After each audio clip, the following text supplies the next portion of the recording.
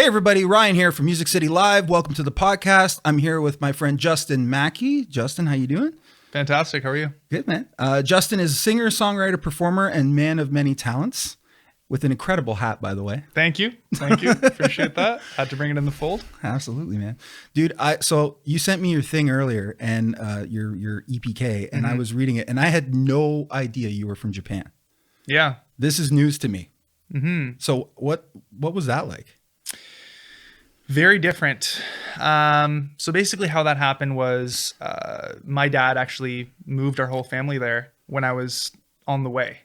And the reason for that is... Oh, really? Yeah. Okay. Yeah. So the reason for that is he went to school for engineering. He graduated. He was looking for jobs kind of, locally, regionally, nationally, and then he just wasn't getting any luck. So he looked internationally and he found something in Japan. And I guess, they were already married and I was on the way. And then he was like, to my mom, he's like, we're going to Japan. And so I ended up being born there. And there was a bit of back and forth. I mean, I lived in a place called Nagoya for 2 years. And then we moved back. We actually moved to Brampton, of all places, for a couple of years. And then we moved back to Japan, different location called Fujinomiya. Small town just outside of Tokyo. Forgive me, but I've never heard of these places, but they sound incredible. Yeah. So small town, kind of 2 hours away from Tokyo, 2 hours away from Fuji Mountain. Oh, wow. That's cool. Yeah. And so I lived there for like another 6 or so years. I went to school there, the whole 9 yards. And then I guess my dad, he was asked to open a sister company of the company he was working for named Anik. And of all places, they chose to settle in St. Thomas because it's a very industrial city. Sure. So he built in St. Thomas and he kind of built the company from the ground up. He's been working there for the past probably almost 2 decades now. And that's how that whole thing happened. So 8 years in total in Japan. Wow. That's so cool. Have you ever thought about going back there for inspiration with any of the music stuff? I mean, I know obviously not big in the vibe that you're into, but just from an aesthetics thing, just like inspiration from anywhere? I definitely want to go back for a tour at some point. I think that would make a lot of sense because I do speak Japanese. Certainly not as well as I used to. But I speak Japanese, and I think that there's a real appreciation for... They call them gaijin. So gaijin is basically a foreigner. But when a foreigner can actually, speak Japanese with proper pronunciation, that it's almost like when you hear somebody who's foreign into Canada speak English, you can tell that they're not from here. But if they were to speak the way that you and I speak, let's say, with a proper Canadian accent, let's say. Yeah. Which freaks me out. Whatever that means. Accent, yeah. Whatever that means. Yeah. I guess they're quite impressed. And so for me to show up there, be my music artist self, but also speak Japanese to them in between songs. That must freak them out. I think that would be great. So I'd like to do that at some point in the future. That's definitely on the bucket list. But to get inspiration, maybe. I think in the process of being on tour, I'm sure I'll pick up on a lot of stuff. But I mean, my music is very jazzy, funky, R&B infused, which traditional Japanese music is not really like that. No. It's very pentatonic based. It's very traditional. They also have J-pop and stuff, which I guess can get funky, but I don't know. Maybe. So you're talking about St. Thomas. St. Thomas is, as long as I've been alive anyway, an industrial town for sure, and it's growing right now. Lots going on there. New battery factory and massive Amazon warehouse and all kinds of. Totally. It's growing, man. It's crazy. And I know a lot of people, even one of my new marketing guys that just moved up here from Sarnia, and he's like, yeah, I'm going to St. Thomas because the affordability there, as opposed to London, I think is a little bit better. A little bit. They used to say 25% more life. I don't think it's... I don't think that's the case anymore. It might be 5 or 10%, but a little more affordability. Yeah, for sure. Yeah, no, that's cool. And there's quite a bit of music stuff going on there. Like, yeah, it's interesting. Even somebody was telling me the other day, they're like, yeah, we come to your music shop all the time. It'd be great if we had a music shop there. And so, lots going on there in the music scene. It's interesting. I've been taking a closer look at that lately. Yeah. And, but anyway, early days for you, music wise. We know obviously now that, early days you were doing the Japan jumping back and forth, but music wise, where did that sort of happen? Yeah. So actually, speaking of St. Thomas, when we sort of settled in St. Thomas and I turned 11 at that point, that's really when I started to dive into music. So prior to that, my mom had oftentimes just sang with me as a young toddler and like try to teach me harmonies and stuff because she was a singer growing up. And so, we would often like on the weekends go to dedicated karaoke spaces because like that's where karaoke comes from, right? Japan. So They literally have dedicated buildings for karaoke. You like rent out a room and like that's what you do. And like awesome. You eat and you drink and you sing, right? So there was a lot of that, but like my formal music education started when I moved back to Canada. And so my mom enrolled me in a rock school called Studio Arts in St. Thomas, right? Run by Brian May. Yep. And and so that was kind of where I cut my teeth in music. Cool. And I was in, all kinds of different bands, oftentimes the lead singer and sometimes the lead guitarist, but most of the time rhythm guitarist. And I started taking blues guitar lessons and preliminary vocal lessons at the same time. And it just kind of expanded from there. I mean, I really took a liking to music and I think I had a bit of a knack for it. And so my parents then enrolled me in like classical vocal lessons and like classical guitar lessons, which is why I have my nails on this hand still to this day. Nice. And I was obsessed. Like in high school, I was in every single musical ensemble imaginable, jazz band, choirs, small groups, wind ensemble. I played sax. Now that was you or that was your parents pushing you to do it? Both. It was, both. Yeah. Yeah. I think, my mom, she didn't necessarily, how do I put this? She wanted to be a musician, but it just didn't happen for her. Like it didn't work out for her. And I think so she wanted to give me the opportunity she didn't have. Sure. And so she was sort of nudging me in the direction of music. I don't think it was ever forced, but I loved music. Like I embraced it and I was obsessed with it. Never to the level of like Jacob Collier or anything like that. He's one of a kind, but I loved music. And then my parents, I actually auditioned for a couple of university programs for classical voice. And, I think it was like York and Waterloo and Windsor and Toronto. I think I got into a lot of them, but ultimately my sights were set on Western's pop music program. Cool. Because that was just more down my alley. Yeah. And so I got in and that was the road that I went down. And then the rest is history. But yeah, we'll talk about that, I'm sure. Absolutely.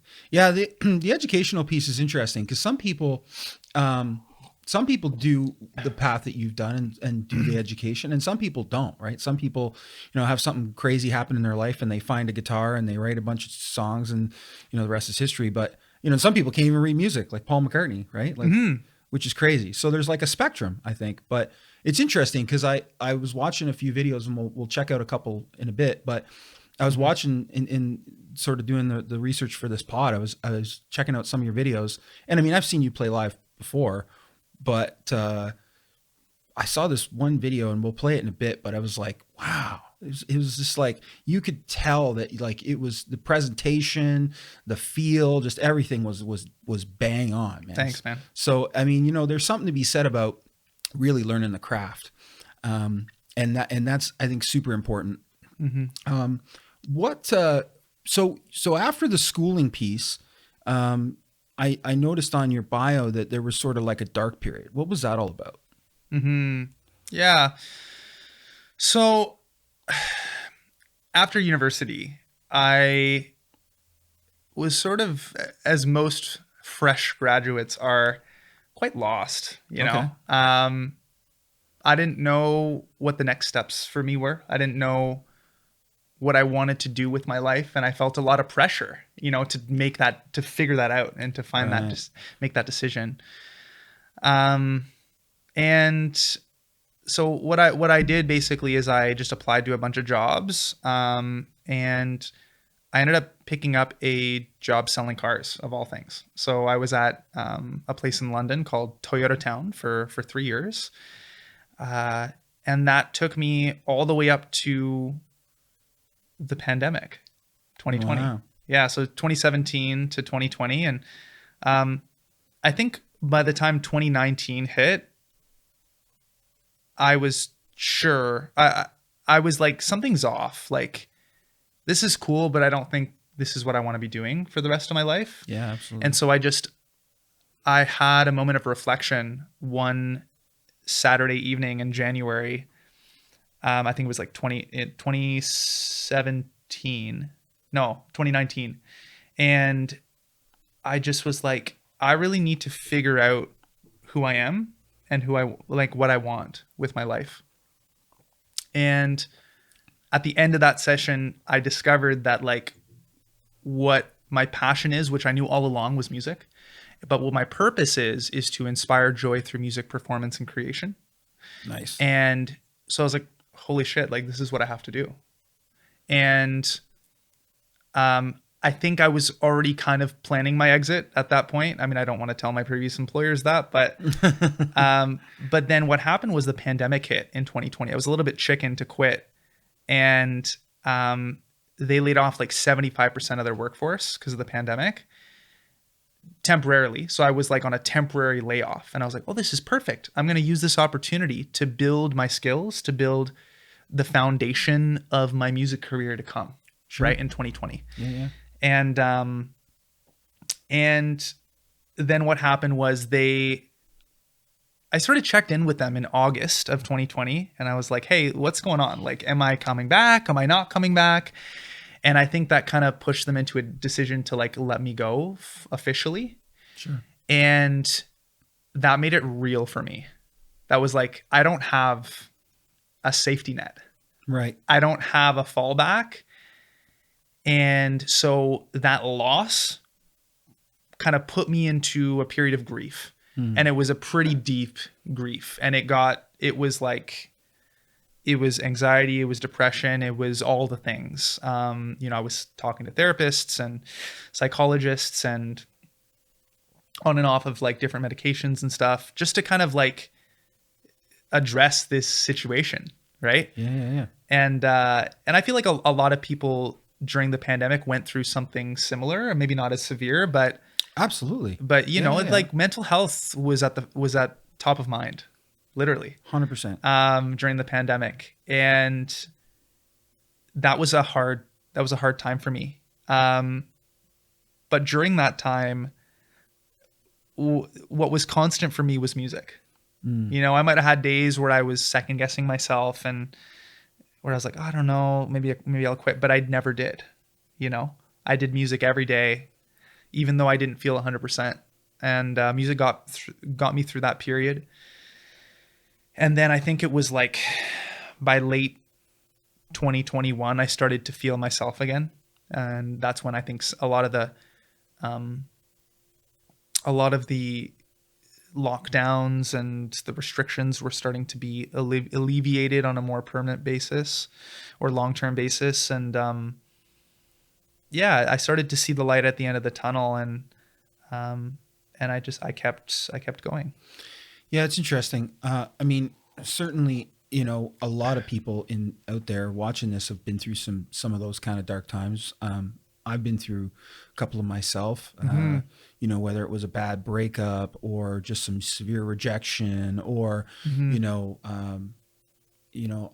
yeah, I mean, there's been a bunch, especially in my high school days was a mess, and even in my elementary school days was even a bigger mess because I had epilepsy back then. And oh, damn. Didn't fit in, and, people thought I was broken. And yeah, so I totally feel you, man. It's the mental health piece, especially even once you're in the music business, can be a huge thing. Right. And, so there's not enough people going around saying, if you never need some support, man, you never need some help. There's a lot of, it's starting to, there's a lot of people starting to talk about it now, but yeah, it's a major deal. And, I think music, finding yourself, using music as a way to find yourself and a way to get up every day and move forward, it can be a huge thing. And it has been a huge thing for a lot of people. And it sounds like it's part of what helped you pull through too, right? Mm-hmm. And I think, I think nobody becomes great without struggle. Right. And True. I feel like I'm on this constant journey of striving for excellence.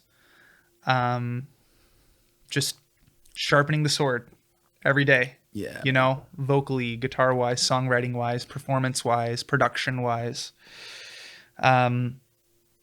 Because I want my fans and my audience, whether I'm playing a corporate gig or whether I'm playing a ticketed original music showcase, I want them to leave feeling like, wow, that was amazing. That was worth my time. I want to tell all my friends about it, and I'm going to be back. And I think how you get that result is being the best version of yourself. Yeah, absolutely. And I don't think anybody becomes the best version of themselves without struggle. Yeah, it's totally true. Yeah. So, yeah, there's a lot of books and a lot of podcasts and a lot of, funnel marketing and all this stuff about, failing. I think there's one called Fail Fast, and, right. There's all this stuff but it's different, I think, with people in our world because, we're super emotional creatures, right?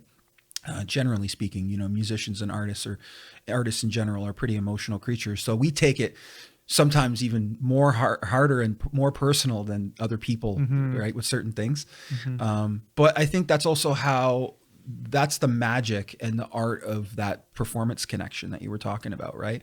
Because for me anyway, when I was performing, that was a super emotional piece, right? When I was, and nothing ever like it again either, by the way. And I'm sure you probably feel the same, is like that connection, that emotional, physical connection with the audience is just unbelievable. Oh, it's amazing. Yeah. Yeah. I always like to say my favorite place to be on the face of the earth is on the stage. And my second favorite place to be on the face of the earth is in the studio. Wow. Nice. And part of what makes being on the stage so fulfilling for me is seeing people's faces light up, seeing people laugh and dance and clap, and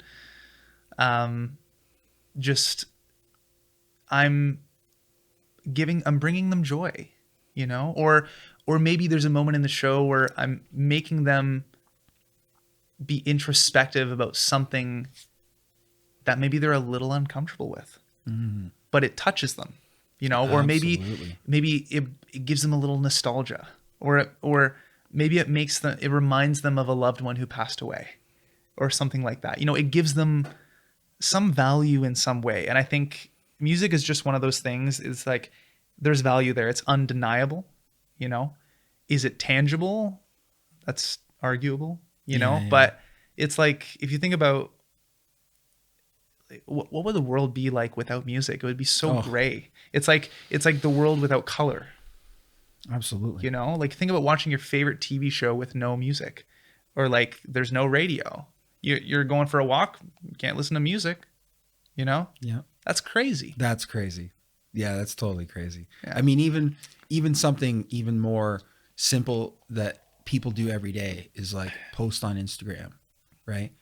I struggle to hit post if there's no music on my post. Yeah. Right. Sure. Like Absolutely. There's something about me sort of thinking for a second, okay, what song would be clever and create some type of emotional connection with this post, and I think, oh yeah, I'm going to grab that track and put it on. It's all that, but I used to be obviously a DJ for years. So sure. part of that is, it's part of that, right? Is the curation of the music in my social media, just like I did when I DJ'd. But I mean, music is incredible, and with that not having it would be horrible. I mean, it would be, I don't even know what the world, because to me, I've said it in previous pods, but to me, it's one of the only universal languages in the world, right? because it's how we express ourselves, right? Without words, through vibration. And we're all vibrating beings, right? We all vibrate. And so at the end of the day, it's an incredible sort of universal language that, you know, even people that don't understand how to speak English in other countries can still get into your music. Sure. Right. No, and I think that's exactly why, you know, whether it's reggaeton or, you know, you'll have like these Latin genres, right, that have like Spanish in it, or other languages, but like some of those songs have broken over here. Like you have like Despacito or whatever, right? Like exactly. that somehow resonated with us, and we've all sang it. Yeah. Even though it's happened, 3/4 of the people don't even know the words they're singing. Yeah, exactly. Which is pretty wild. But yeah, so with your sort of education and what you've gone through, you've learned a bunch of different instruments, right? Is that true? Yeah. I mean, I've yes and no. So I have focused primarily on voice and guitar. Okay. But I've also learned back in my high school days how to play tenor sax. Okay. I was quite good at one time. I don't really play anymore, but and I can get by on drums, and I can, you know, I can hold my own on the bass, but like, and I can do a little bit of production, but you know, I think I want to be one of those people who, I don't want to be one of those people who is a, what is it? What's that saying? It's like the most multi-instrumentalist. No, like master of none. Like jack of all trades, master of none. Yeah. No, I wanna master my instruments, vocally and guitar wise, and I think that's going to be a lifelong journey. You know. And was there something that allowed you to, because obviously there's people that gravitate towards guitar, there's people that gravitate towards piano, right? Was there something that gravitated you towards guitar more than going any other direction? Is it just because that's the one that you enjoyed the most, or? I don't know. I mean, I think, I don't know. I just think it's one of those instruments that, it's the instrument that I was provided with when I started off. Sure. And it's just, I've just really grown to love it, you know? And whether it's like John Mayer or Joe Bonamassa or whoever it may be, it's like I look up to these guys and I just love the guitar. I think the guitar is such a versatile instrument, like whether it's acoustic or electric, all the pedals, all the amps, all the sounds you can get out. You can get synth sounds out of guitars. Like it's so versatile, right? And I think that's really cool. Not to say that other instruments aren't cool. I love the sax and like I love the drums. Honestly, if in another life I would love to be a drummer. Like I love the drums because I think something that comes really naturally to me is rhythm. And so I think drums would be very, very suitable and fitting. But yeah, I think guitar and honestly the voice are just such beautiful instruments, and there's so many things you can do with the voice too, like all the different tones you can get out of it and dynamics. And I mean, I have a couple of students a handful of students, a growing roster of students that I teach on the side. And nice. And I always like to say that like voice is unlike any other instrument because we are the messengers of the story of the song.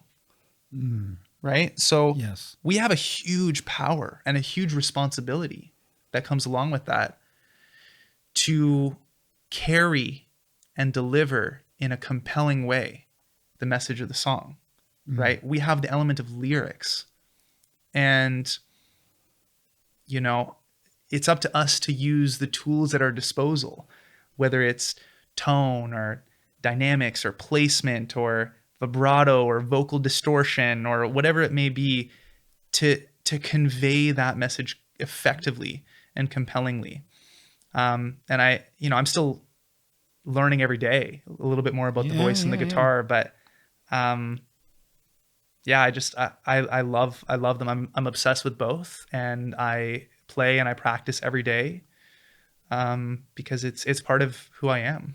And are you teaching, because these are all really interesting elements that, half the people out there probably, unless they're a seasoned player and they've been playing for years, they probably aren't even, younger people who are watching this are probably not even thinking of some of those elements. So when you're teaching some of these people that you're teaching, are you teaching them to pick up on some of these elements as well? And Yeah. So the way that I teach is it's very like personalized. I don't have like a set rubric. I have a Google Doc of topics that I've accumulated over the years, like just different categories of expertise that I'm like, I will pull out at the appropriate time for the appropriate student.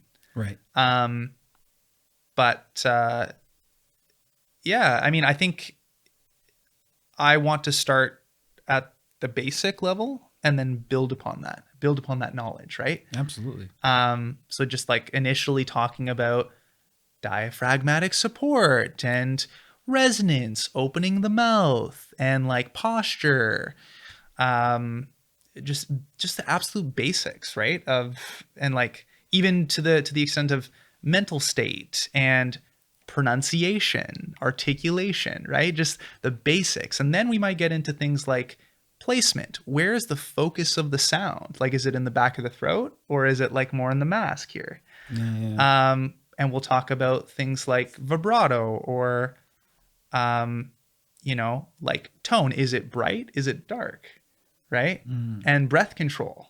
Like, how do we put things in, how do we set up the vocal mechanism so that you're not running out of breath every 5 words? Yep. And taking a breath every 5 words and hyperventilating, right? How do you sustain a phrase for 2 sentences, without having to take a breath? It's like, well, there's a way of doing that, right? Yeah, absolutely.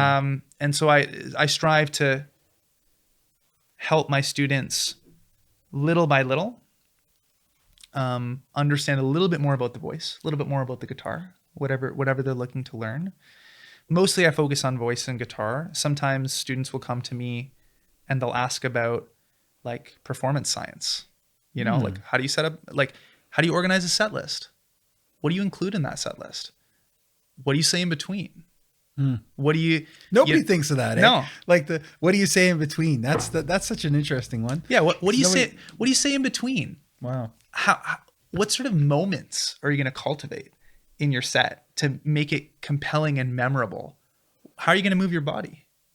What are you going to like? How are you going to engage with the crowd so that they're like, so that they feel included? Yeah. Right. That's huge. And these are all things that I think about. Or sometimes students will come to me to ask songwriting questions, just about like, how do you structure a song, and what's a chorus? What's a verse? How do you, what's the contour of melody, and rhythm and rhyme scheme and like all these things. They're the things that the average listener would not think about. No, it's true. But if it's done poorly, they don't know why it's done poorly, but they don't like it. That's right? But if it's done well, again, they don't know why they like it, but they like it. Yeah. Or they love it. Or they love it. And they want more of it. Yeah. Where do I find more of it? Yeah. Yeah, absolutely. Yeah. So Yeah, it's great. It's that's all so stuff cool. that I love, and I always am constantly thinking about. So anyway. Wow. Yeah, you definitely have, I can feel the energy, when you're even just you talking about it, right? There's definitely a high level emotional connection to just every part of that process, right? And obviously, being that you just rhyme them all off the top of your head, I mean, you're pretty intimately, thought about this and have dedicated parts of your brain and parts of your body and parts of your being to learning all of these pieces of the craft, right? Which is really cool. Because you're right, there's a lot of people that don't think about all those little pieces, and they all matter, right? Especially if you're in an intimate setting too. Like, if you've got video walls and lights and all this other stuff, but if it's just you and a guitar, and it doesn't really even matter what size of audience, because I've seen some of the biggest artists out there alone on a front B stage with a spotlight on them, with no one else, just like totally just capture an arena of like 30,000 people. I've seen the same thing happen in a small bar, in a small town, any town. I've seen it happen here in London. I've seen it happen in Nashville. I've seen it happen in LA, where one songwriter is just so passionate and so captivating and is thought through, even like you said, even the stuff they say in between, the stories that they tell to sort of build up the thought of, so put that picture in our mind of where, the time and place of that song and what it means to them and all that stuff, right? Versus, oh, this is a song I wrote and here it is. This is what it's called. And that's, it's just I think it's a lost opportunity to create real connection. I don't know how you feel about that, but it's lost. Yeah, for sure. I think a lot of musicians would be served well to think about those details and implement those things. I think if you think about like what separates someone good from someone great, it's like 5% or like 2%, and it's the details. Yeah. So I think really getting obsessed about the details is so important. And I think that's why someone like, who's like that basketball player? He's like the best shooter in the NBA right now. Oh gosh, you're killing me. I haven't watched basketball in years. No, okay, never mind. Anyway, this I forget what his name is, but this guy, like, apparently from the age he was like 19, he did 500 shots a day. Wow. 500 3-point shots a day. And even to this day, he still does that. Wow. And it's like, it just becomes second nature at some point. He can just shoot. He can walk away. He knows it'll be in. That's insane. Right? Yeah. That level of dedication, like, excites me. Yeah. Wow. Yeah. That's intense. And that's what I'm all about, man, is honing the craft. This is like a huge part of it. And there's not enough of that, in my opinion, in the last, call it 10, 15 years. There's not enough of that being valued. And I don't even mean by people like yourself. I mean, like people who are unknowing, right? Like people who are outside the industry. They just love music, right? But they don't realize that, like, John Mayer doesn't just happen. Right? Like no. there isn't a million John Mayers walking around that are waiting for record deals. No. I mean, like that's, you mentioned him earlier. So that's like, I use him as an example, but that's someone that has honed his craft. Oh yeah. To another level in multiple genres, and then has become successful. And along the way has obviously, like you said, you never stop learning, you never stop growing, you never stop, perfecting your live performance. But I mean, what that man can do on a guitar, I mean, that takes dedication, like you said, practice. I mean, that he's the 500 shot a day guy. That's what it is, and that's what you're signing up for. I can't count the amount of people that we shipped more guitars during the pandemic across this country than ever before. In human history, there's like an insane amount of guitars that we sold, and electric drums and DJ equipment and all kinds of stuff. But how many of those people got that guitar and went, wow, this isn't so easy, and didn't have Justin Maki sitting there going, hey, I can show you how to do that, and just gave up, and then now, the market's now flooded with all these $200 used acoustic guitars. But it's interesting that, there's a lot of people out there that I think don't realize that learning that craft, it's a real art, man, and it takes time and it takes passion and it takes love, and you have to do that. To someone like me, I played basketball in high school, and even the thought to me of shooting 500 hoops a day every day, no matter what, is like, wow. And I mean, even golf, I amateur golf, just shoot rounds, play a few tournaments, no big deal. But again, I hear how many balls some of these pros hit a day, every day. And it's like, wow. Yeah. Like, I don't know if I could do that. Like, I mean, I could if I put my mind to it. I know I can. Yeah. But is that the path that I'm on? Not at this point. No, I'm on a different path. Right. So, I think it's interesting that you sort of got to this sort of crossroad and went, yeah, I'm going down this music path. And you went all in. Because I can tell from your passion from just every piece of, you know, of the process, that, you know, you're dedicated to all of that, which is really cool. I am. Yeah, man. So guitars, Sure. speaking of guitars, you brought your guitars, which is awesome. Mm-hmm. Do you have a favorite guitar? Is that what you brought today? This guy here, my Taylor 710 CE, this is my Road Warrior. Okay. I've probably played over 1,000 shows with this guy, and you can tell because it's got some war wounds. Yeah. I love it because it just plays so well, and I actually, funnily enough, I had to get this guitar refretted recently. Really? Eh? Because I played the shit out of it. And like I got this back in 2017. Oh wow! And I had to get it refretted already. Like recently, like a month ago or a month and a half ago. And now it was buzzing and stuff, and I was like, oh god, I got to do this.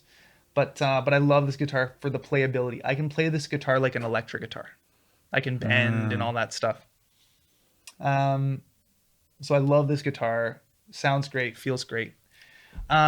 This one over here, or did you just want to talk about this one? No. Yeah. This one over here, actually, I was playing a comedy festival this past summer in Ottawa, opening for like Nate Bargatze and Matt Rife and all this stuff. It was legends. Crazy experience. I don't think I've ever played for 10,000 people by myself before, but that's what it was. Anyway, so we have a picture of that, right, Jared? If you go to the gigs folder, you'll see it says comedy. There it is. Yeah, that's it. That's the Matt Rife day. I love Matt Rife. Oh, he's so funny. For the record, just awesome. He's great. Great. So that was a surreal experience. And as you can see, I'm using my Taylor 710 CE for that one. Yep. But after that performance, after that whole experience was done, and my girlfriend came along with me, we kind of got a hotel and whatnot, and made a trip of it. Absolutely. There was a secondhand music store that caught my eye on the way into town, and I forget what the name is, but either way, I was like, honey, we got to stop in there before we leave, right? Like we gotta do. And I wasn't planning on buying anything.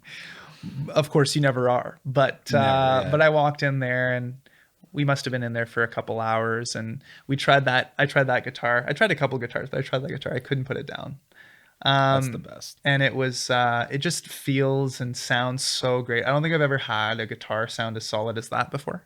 That's awesome. And as I'm sure you've heard, or maybe you know, like as guitarists, we're just constantly tone chasing, right? And so I'm the sort of guitarist, I want a really, really nice clean tone and a really nice amp to facilitate that clean tone, and then use my pedals to implement overdrive and delay and all that stuff. Like I don't really love amps that break up on their own. Right. Like I want a really high threshold of breakup so I can just Absolutely. keep it clean, you know? And that, anyway, that I love that guitar. I got it this past summer, and I think it's my favorite guitar now. Amazing. Yeah. That's awesome. Yeah. Shout out to the boys from PRS. I mean, you know, we didn't do PRS in the early days of loading guitars, and then finally we got into it, and it's just selling incredibly. Like, and there's such a range of guitars that those guys have. It's pretty wild. And the Taylor guys too. I mean, we same thing. We just started doing Taylor this past year. Wonderful.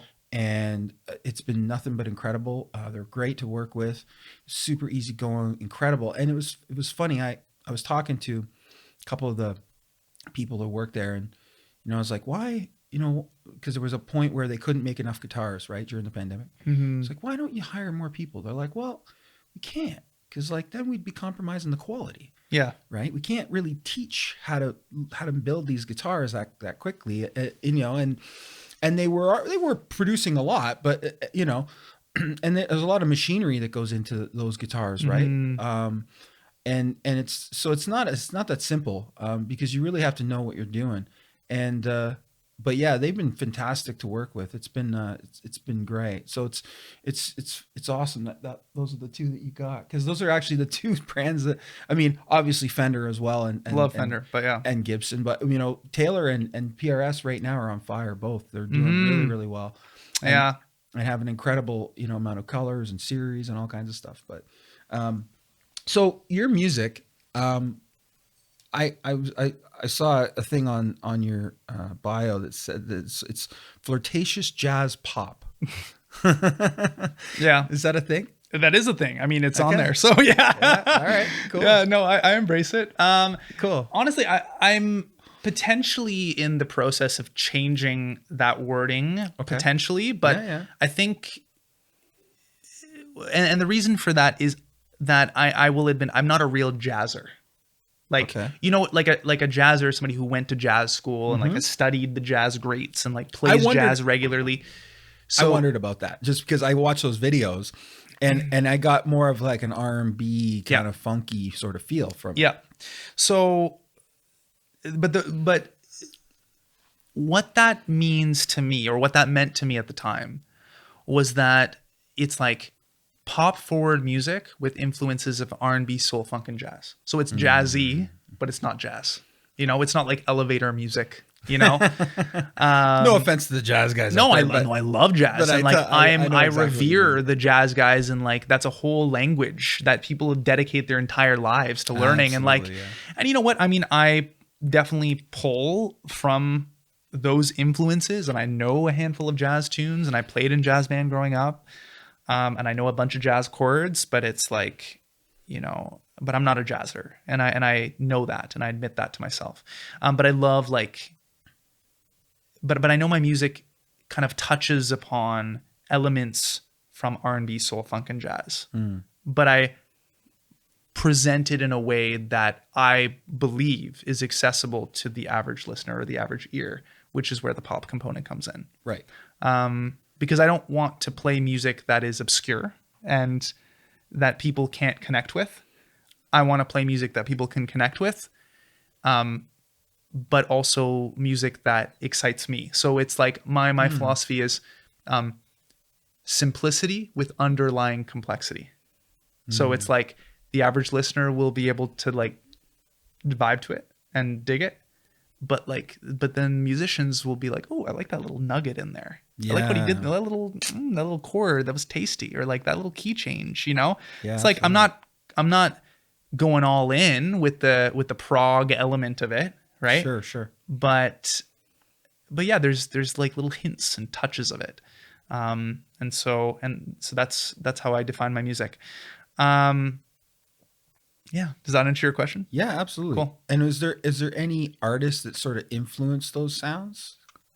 I think so. I always like to say that my sound is the intersection, or like it sits right in the center of 4 different artists. And that's John Mayer, Alan Stone, Justin Timberlake, Interesting. and what's the other one? John Mayer, Alan Stone, Justin Timberlake, and used to be Robin Thicke, but honestly, I forget what the last one is. It's in my bio, but yeah. Oh, Bruno Mars. How could I forget him? Yeah. So those 4. So Bruno Mars, Alan Stone, makes John sense. Mayer, and Justin Timberlake. And the first 2 obviously go without saying from a musicianal standpoint, but the second 2, both from a musicianal standpoint, but also from a performance and funk and soul standpoint, is makes a lot of sense, right? Because I mean, a lot of people, and there's people out there that don't realize that Justin Timberlake plays with a full band. Yeah. There's a lot of people that you know picture him from back in the day from NSYNC and think he sings to tracks or something maybe, but not true. Full band, awesome performance, awesome show. Bruno Mars, same thing, hands down, no question. I think Justified is probably one of my favorite albums of all time. Yeah, absolutely. Such an amazing album. Also Bruno Mars, like his 24K Magic album, and Dude, then also crazy. The album that he did with what's his name? So Silk Sonic. Oh, the Silk Sonic stuff is and that so good. So good. So good. Right. Love that stuff. Yeah. Even my parents got into that hardcore. Like when he performed that one track, that first track came out, I can't remember what award show he did it on, whether it was the Grammys or whatever. but my parents were obsessed. They were like, yeah, this is incredible. I'm not surprised. I mean, it's, what is it, throwback 70s, right? Yeah. Basically, like they got friggin' Bootsy Collins on as a feature. On Legend. Absolute legend. What a guy, man. I ran into him. No way. In at the NAMM show in LA. Yeah. Really? He was in a booth, just playing. Of course. And then I guess they had a thing in one of the other booths that day. The whole band was going to be there doing some session, and he was just hanging out, playing. I'm like, I didn't go up and say anything to him. I didn't want to bug him, but it was just cool. It was just totally cool just to stand there and just listen to him play. It's a legend. Absolutely, 100%. I picked a couple of videos. The first one, I'm being totally Gerald play here, totally shameless plug for London Guitars, but I forgot that you even did this in London Guitars. Yep. We're gonna watch it. Yeah. Let's do it. Huh.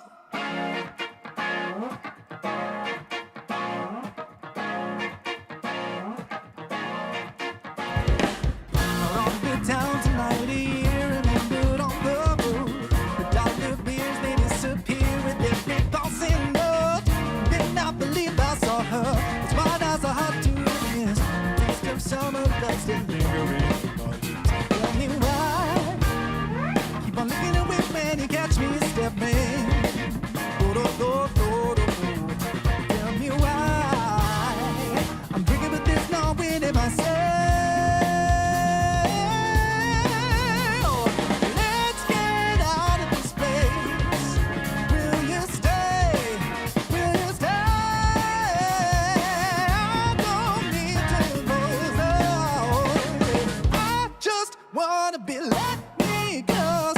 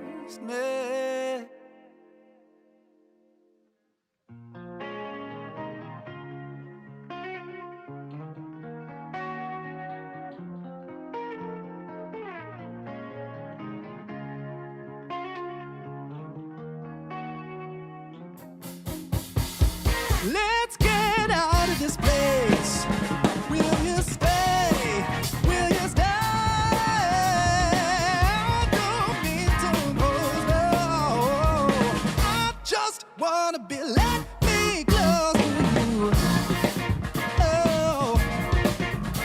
Oh, come on now.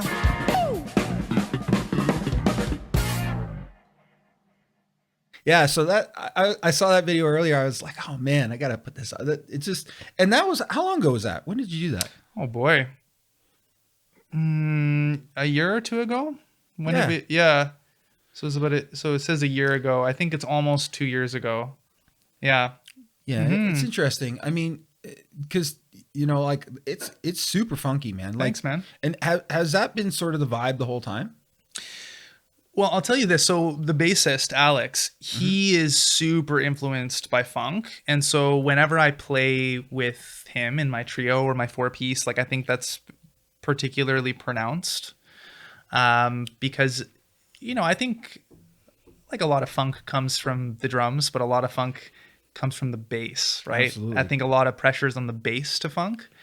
And he does that very, very well. Yeah. And so, I could be playing the exact same guitar part and singing the exact same way. And if the bass was more subdued, it wouldn't sound funk, you know? True. So, but yeah, no, I love that. I think, yeah, it's been a while since I played that song, but And then there's this one here. yeah. I think this is at Aeolian, right? yeah. I picked this one too. Go for it, Jer. Okay, he might not be here, but either way, this goes out to you, Mr. C. This one's called Fleeting.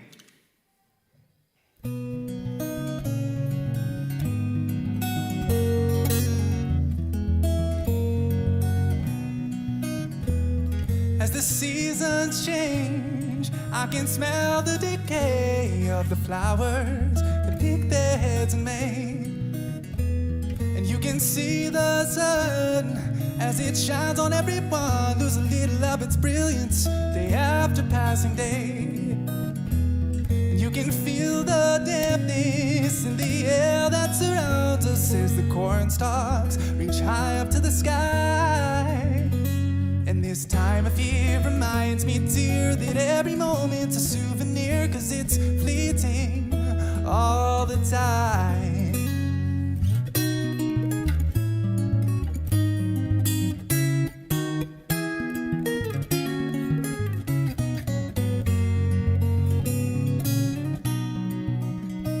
And this map upon my face, it bears no lines to show the places I have been. And fairly soon I'll head on home and face the molding heads that took me in, my friends. And this time of year reminds me, dear, that every moment's a souvenir. You choose a book, flip the page, skim through the chapters and put it away, 'cause it's fleeting all the time.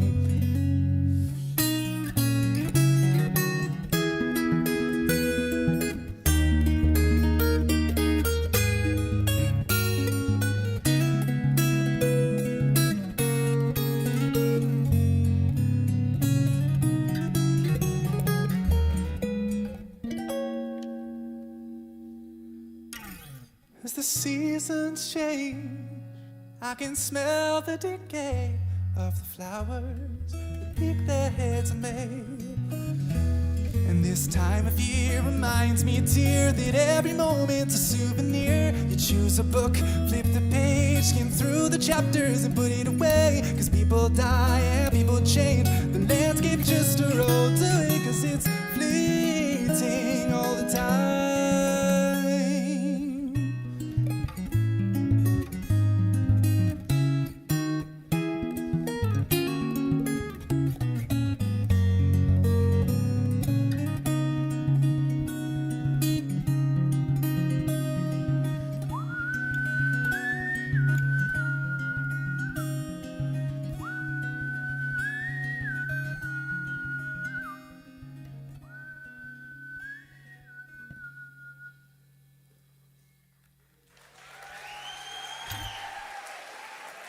Thank you so much.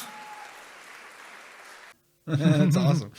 Yeah, man. And I picked that one just because obviously there's no band with you, right? And it's just sort of showcases, you know, you on your own, right? And how you can really hold the stage and hold that connection with people. I connected with that performance right away.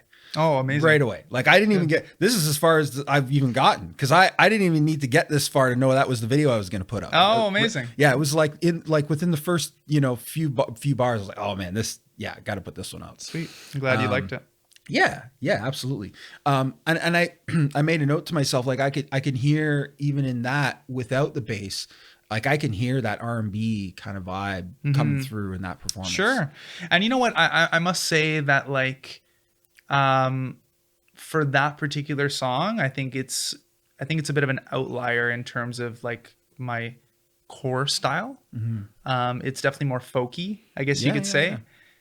And to be honest, I mean, my journey of being an artist and really discovering who I am sonically has been an ever evolving process. So I think when I started, it was a lot more kind of folk meets pop punk. And then there was a time where I felt that I was like, I was a folk pop, I think I said, when I released my second EP. And then I discovered Alan Stone, and things just changed for me, you know? And I think this is where it makes a lot of sense for me to sit sonically. Yeah. But I'm also aware that, like, I mean, you take a look at some of the most popular artists of all time, and their genre has traversed all kinds of different styles. Oof. You know, whether it's the Beatles or, you know, Ed Sheeran or Shawn Mendes or even Bruno Mars. Like, you know, I did, and I also didn't expect him to go like old school 70s, you know, with Silk Sonic, and Beyonce cutting a country record, and Post Malone doing the same thing. I think in today's day and age, like, genre is less of a factor than it used to be in the music industry. You said it earlier, right? You were saying you're like, I want to play stuff that I enjoy, that's fun for me, right? I think that's part of it too, right? I think that's part of how you keep it fresh, right? And you keep yourself, you know, having fun and learning and pushing further, like you said, right? That's part of it too, I think, with the genres. And I think, you know, I think more than ever before, I know who I am musically and just as a person. But this next record that I'm working on right now, as we speak, I didn't want the songs on the record to sound like homogenized. Does that make sense? Like, absolutely. I don't want to go from song to song and for every song to sound the same. I want every song to have its own personality. That's cool. And so I think that my very diverse influences growing up have come through in that. Not to say I'm doing a jazz song and then a classical song and then a metal song. No, it's more honed in than that. Right? And it's very much me. But it's like some are a little rockier than others, and some are a little more pop, and some are a little more R&B, you know? And I think, I hope that people enjoy the diversity that they hear. When's it coming out? That's still a little bit up in the air. Like, I want to make sure, let me take it a few steps back. I'm a proponent of doing things right rather than rushed. Sure. So there is a timeline, and that timeline puts the first release in June of next year. Okay, cool. But I want to make sure I have everything in place. Yeah. Absolutely. So like, I want the songs to be excellent, and I want the mixes to be right, and the master to be right, and the content to be right, you know, for the marketing. And I want to be associated with the right team to help promote it. And so I mean, the plan is June. And I think the plan was originally February, but that was a little bit overzealous. A little bit ambitious. Yeah. So what I want to do is, after the songs are recorded, mixed and mastered, I want to pitch it to like different, whether it's labels or managers, booking agents, you know, sync people. I want to pitch it to different organizations and see like who picks it up. And if nobody picks it up, no worries. I'll just release it independently, and I'll start releasing it using the waterfall release strategy, one song at a time, every like 6 weeks to 2 months. Yep. And, you know, build momentum that way. And it sort of accumulates and accumulates and accumulates until the whole album is released. Now, is it all you, or do you do any co-writes? So the funny thing is that all of my previous work, pretty much, I wrote all myself. Okay. But for this record, I went on a journey of writing 100 songs, all co-written. So I spent a year and a half co-writing 100 songs. And then in March of this year, I wrapped up those 100 songs, which was quite the process. No kidding. And then I locked down who I thought would be a worthy producer and worthy kind of production team. And then we went through the very painful process of choosing the top 8. Thankfully, it wasn't just you. You had a team to help you with that, because that's crazy. Yeah. So top 8. And so what we're doing is we're recording those 8. And then I'm going to have, I think, 2 bonus tracks on the record. One of them is going to be recorded with the Aeolian Hall, because earlier this year I won a national songwriting competition through them. Oh wow! Where I didn't win it, I got second place rather. But part of the part of the prize pack was that I get to record a song for free with them in their professional state-of-the-art recording studio. So I'm going to record one with them, and I think I'm going to do another one with my buddy in town, Josh Ellison, who's a kind of a local producer. He goes by Jellyfish. And that'll kind of round out the album at 10 tracks. That's cool. That's awesome, man. Now is because you have, because I noticed you do solo, duo, trio, and a full band. Yep. Are any of those guys playing on any of the stuff that you're doing, or is it just you? Yes and no. So I'm playing on every single song, obviously. I'm singing and playing guitar on every song. As far as the drums go, I wanted to get kind of my first string live drummer. His name's Dean Maki. He's from in town here. Very talented drummer. Unfortunately, he's on tour right now. Good for him, but you know. So I couldn't get him. But it was almost a blessing in disguise because my production team has connections to the drummer of Big Wreck. Oh, wow. And so they got him in the studio and he laid drums down to my songs, which was incredible.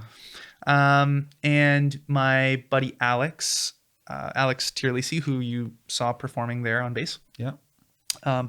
He's laid down a couple tracks for the record. And then we're going to be hiring this fella by the name of Mark Rogers out of Nashville, who is, as per the recommendation of my production team. So it's David Mohachi and Maya Davies. That's the production team out of Toronto, and they recommended him. So I'm going to be going with him for a couple tracks. And nice. It just, honestly, it's whatever suits the track, right? Absolutely. Yeah. Some of the tracks have like more programmed synth bass. Some of the tracks have real bass. And regardless of what it has, we want it to be excellent. And so we want to, again, be excellent, not cut any corners. And so we want to hire the best people we can. That's cool. Yeah. Do you have a preferred, like, so solo, duo, trio, full band, do you have a preferred performance? Format? I would say it's kind of a tie between solo and 4-piece. Solo, because it offers me a lot of flexibility. I do a lot of looping, so I can sort of stretch sections and I can play solos for as long as I freaking want. And guitar players never want to do that. And and I can that's awesome. I mean, if I mess up the structure, it's not a big deal because it's just me, and I can take my time in vamping a section and engaging with the audience. There's a lot of flexibility there, and there's a lot of fun to be had in looping during live. And I would say, like, just for practicality and budgetary from a practicality and budgetary standpoint, oftentimes I'm playing solo. Right. But it's a treat to play with the 4-piece because I can kind of relax a little more. There's not as much pressure on me to hold down the entirety of the song myself. Sure. Yep. I get that. And I love playing lead, but it's nice to not play lead all the time.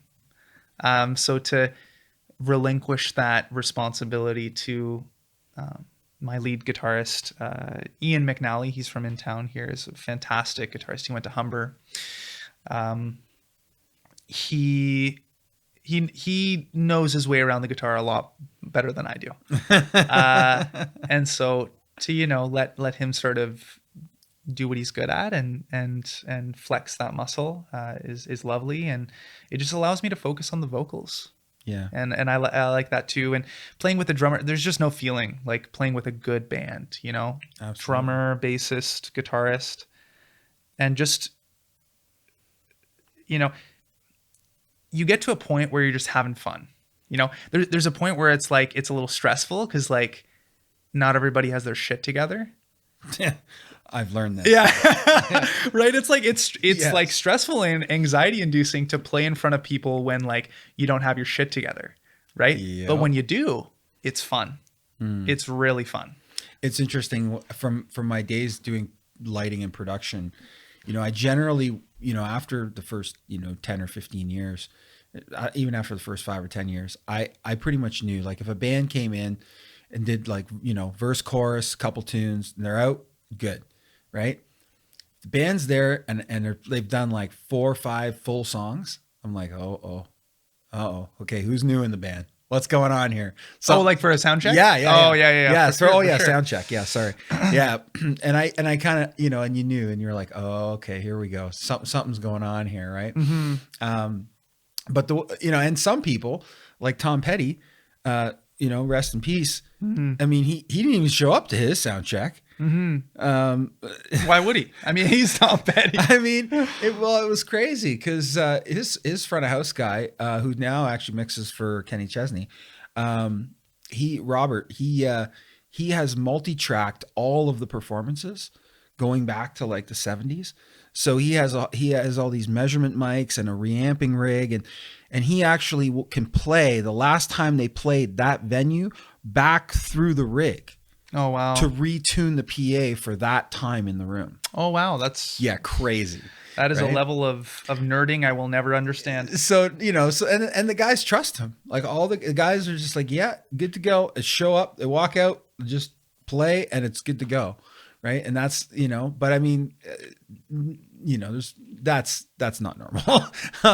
But just an extreme, example. But yeah, it's interesting. The full band thing, I have to imagine, is awesome. And that's, I'm sure, as with the new album coming out and everything, there'll be more of that going on for sure.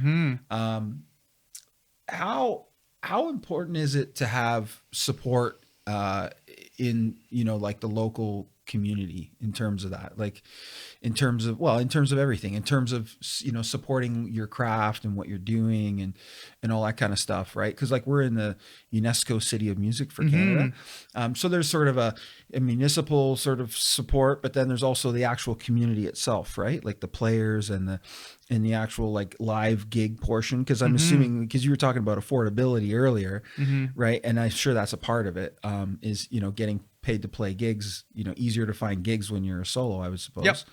So, how important is that local support for you as an artist and for artists in general?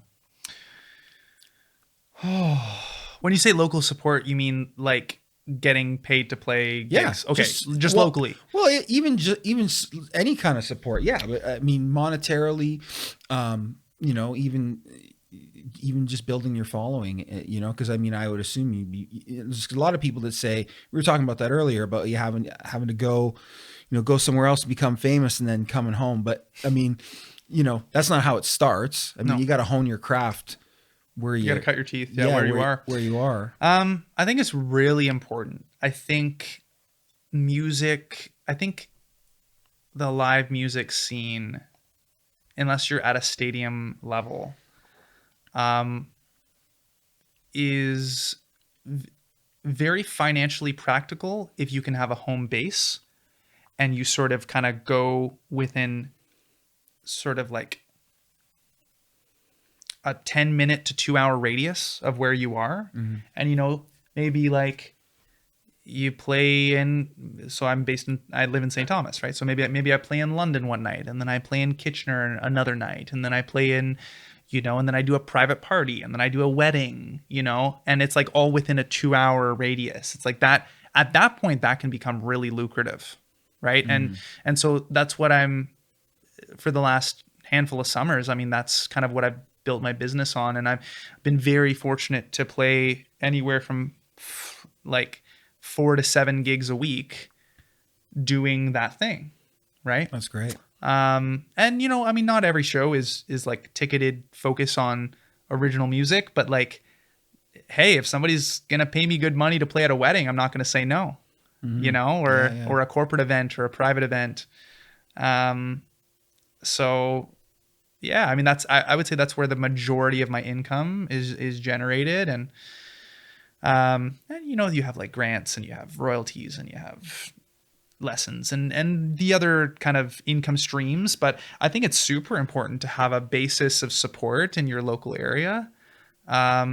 otherwise, like, you're talking about, playing a festival gig in BC. Okay, maybe you get paid $1,500 to play at that festival, but then you have to take into account flights, accommodations, food.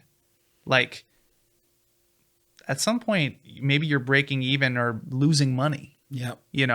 And so it's a lot more financially practical to kind of stay in one place and then kind of use that as your home base and go around a certain radius, right? And, I'll play the occasional gig that's 3 hours away or 3.5 hours away, but, I'll make sure it's financially worth my while. You mentioned, traveling to BC, and I want to touch on, because I saw in your bio, you talked about touring a little bit, and I want to touch on that, but what's your sort of, and you just mentioned sort of the economics of it all. There's a thing now where it's like pay to play, right? What's your sort of take on that whole pay to play thing? I don't love it. I mean, and just to fill anybody in who doesn't know what I'm talking about, back in the day, there was a lot of artist development. You would go out on the road, you'd be an opening act for certain acts, and, it helped to build your career and so on. And you'd get paid, not a lot. Sometimes you break even, sometimes hardly nothing at all. But now you're actually having to pay to be on the tour. You're not getting paid to be on the road. Ridiculous. You're actually paying, or your management company's paying, or your label's paying for you to actually be in the opening spot on that tour. And so, yeah, what's your sort of take on that? Any opportunity that comes my way, I always weigh the pros and cons. And part of the equation is the money.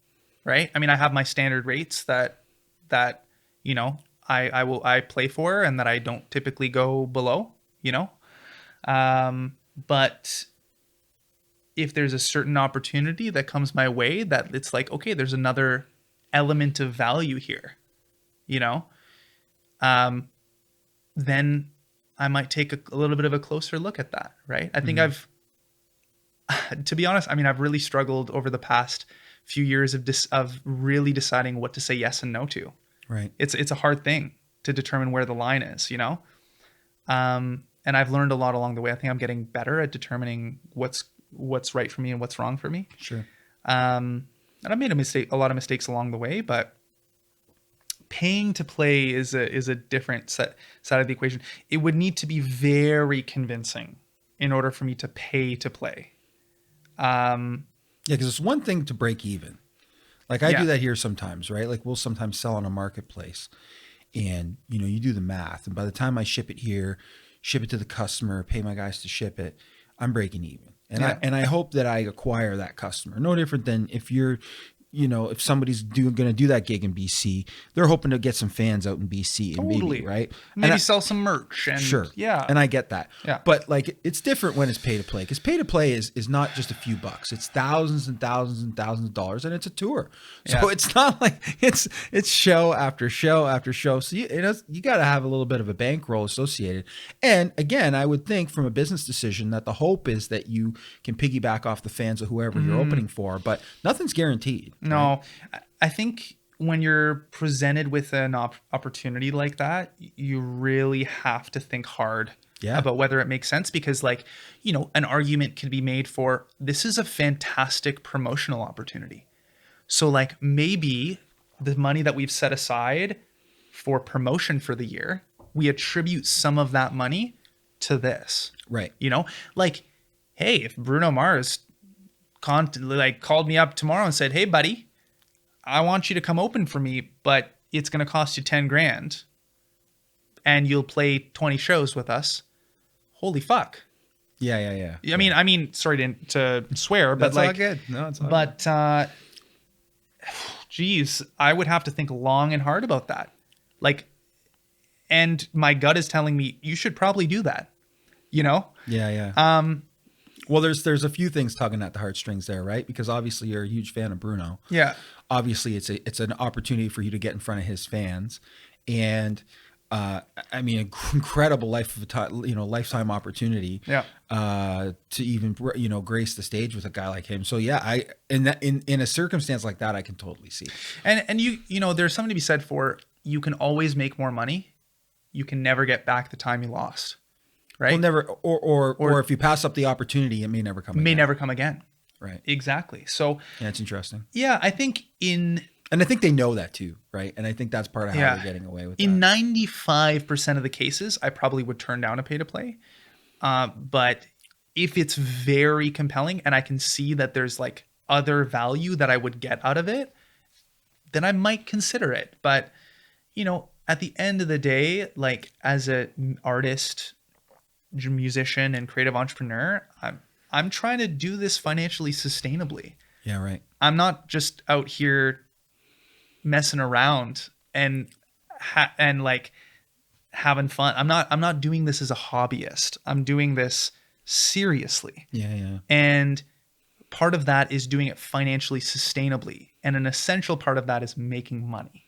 Yeah. So, you know, so I think the majority of the stuff that I do, I need to make money in a profitable way so that I can continue to invest in myself. Absolutely.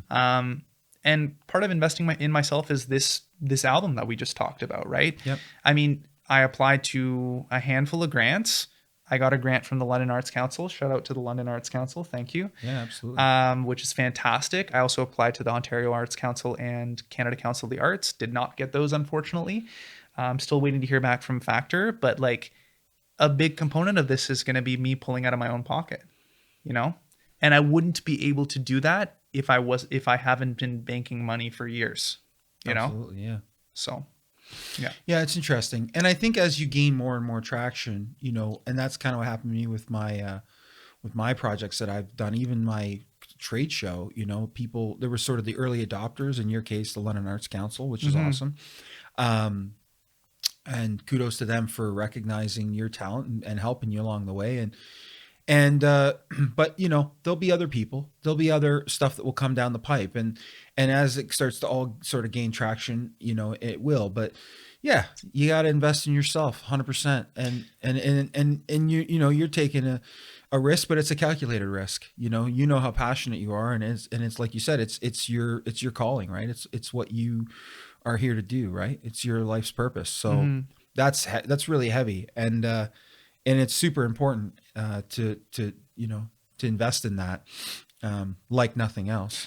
And I think a lot of artists don't understand the business side, and they also are just afraid to talk about it, you know? Well, that's why we're here. Yeah. That's why we're talking about it, right? But, you know, you think I'm passionate about like the music and creative side, which I am, but I'm also passionate about the business. Yeah, yeah. Like, I find the business side of it very fascinating too. Everything from royalties to contracts to, you know, like what does a agent, you know, relationship look like? What does a manager relationship look like? How are label contracts constructed? You know, what does it look like to get a music lawyer? What does that cost? You know? And I think the education that I've done, not only on the music and creative side, but also on the business side, has been absolutely fundamental in making sure that I do not get messed around, because I am just not interested in people taking advantage of me. And I think that, I hate to say it, but this industry there's a lot of people that do amazing work and are genuine, but there's also some people who like to take advantage of naive artists. Absolutely. Right. And I'm not going to be one of them. Yeah. So, well, and those are the stories you hear about, unfortunately, right? Like, you know, I mean, the successes are there and you see them, but you know, I'm on the back end, right? Like where I sit, I talk to a lot of the people on the back end, and you hear some of these stories of some of these record deals gone bad, or artists signing a deal and then having their entire project shelved because the label had already invested countless dollars in another artist that was too similar, right? There's all these stories of this stuff that happens, and let alone the obvious, which is, like you said, that artists get signed and they get totally financially taken advantage of. I know there's some artists to this day, there's some bands to this day from the 70s that are still trying to pay back bad record deals. Crazy. Which is insane. Like, and these are bands that play every week, all the time, they've played in every single Canadian town. I can guarantee it. I won't mention who they are, but you know, I mean, it would blow people's minds to know that some of these bands are still trying to pay back bad record deals. And so, yeah, you're right. It's fundamental. It is fundamentally important to, and I think some of your background in sort of sales and, understanding kind of some of those business processes, sort of helps kind of make you sort of at least realize that, hey, maybe I should learn what a music lawyer does, and maybe I should learn what they should be charging me, and the fact that you even need one. You know what I mean? I mean, it was actually, literally, and he'll think this is funny, but literally 10 feet from where we're sitting is where Joe from Loud Luxury actually got his first copy of the deal that he signed with Inc. in Toronto. Oh, wow. And one of the first things I told him was, his desk was literally right over there. And one of the first things I told him was, dude, you need to get a lawyer. You need to get a lawyer and go through this contract because, guaranteed there's all kinds of holes in it. And sure enough, there was.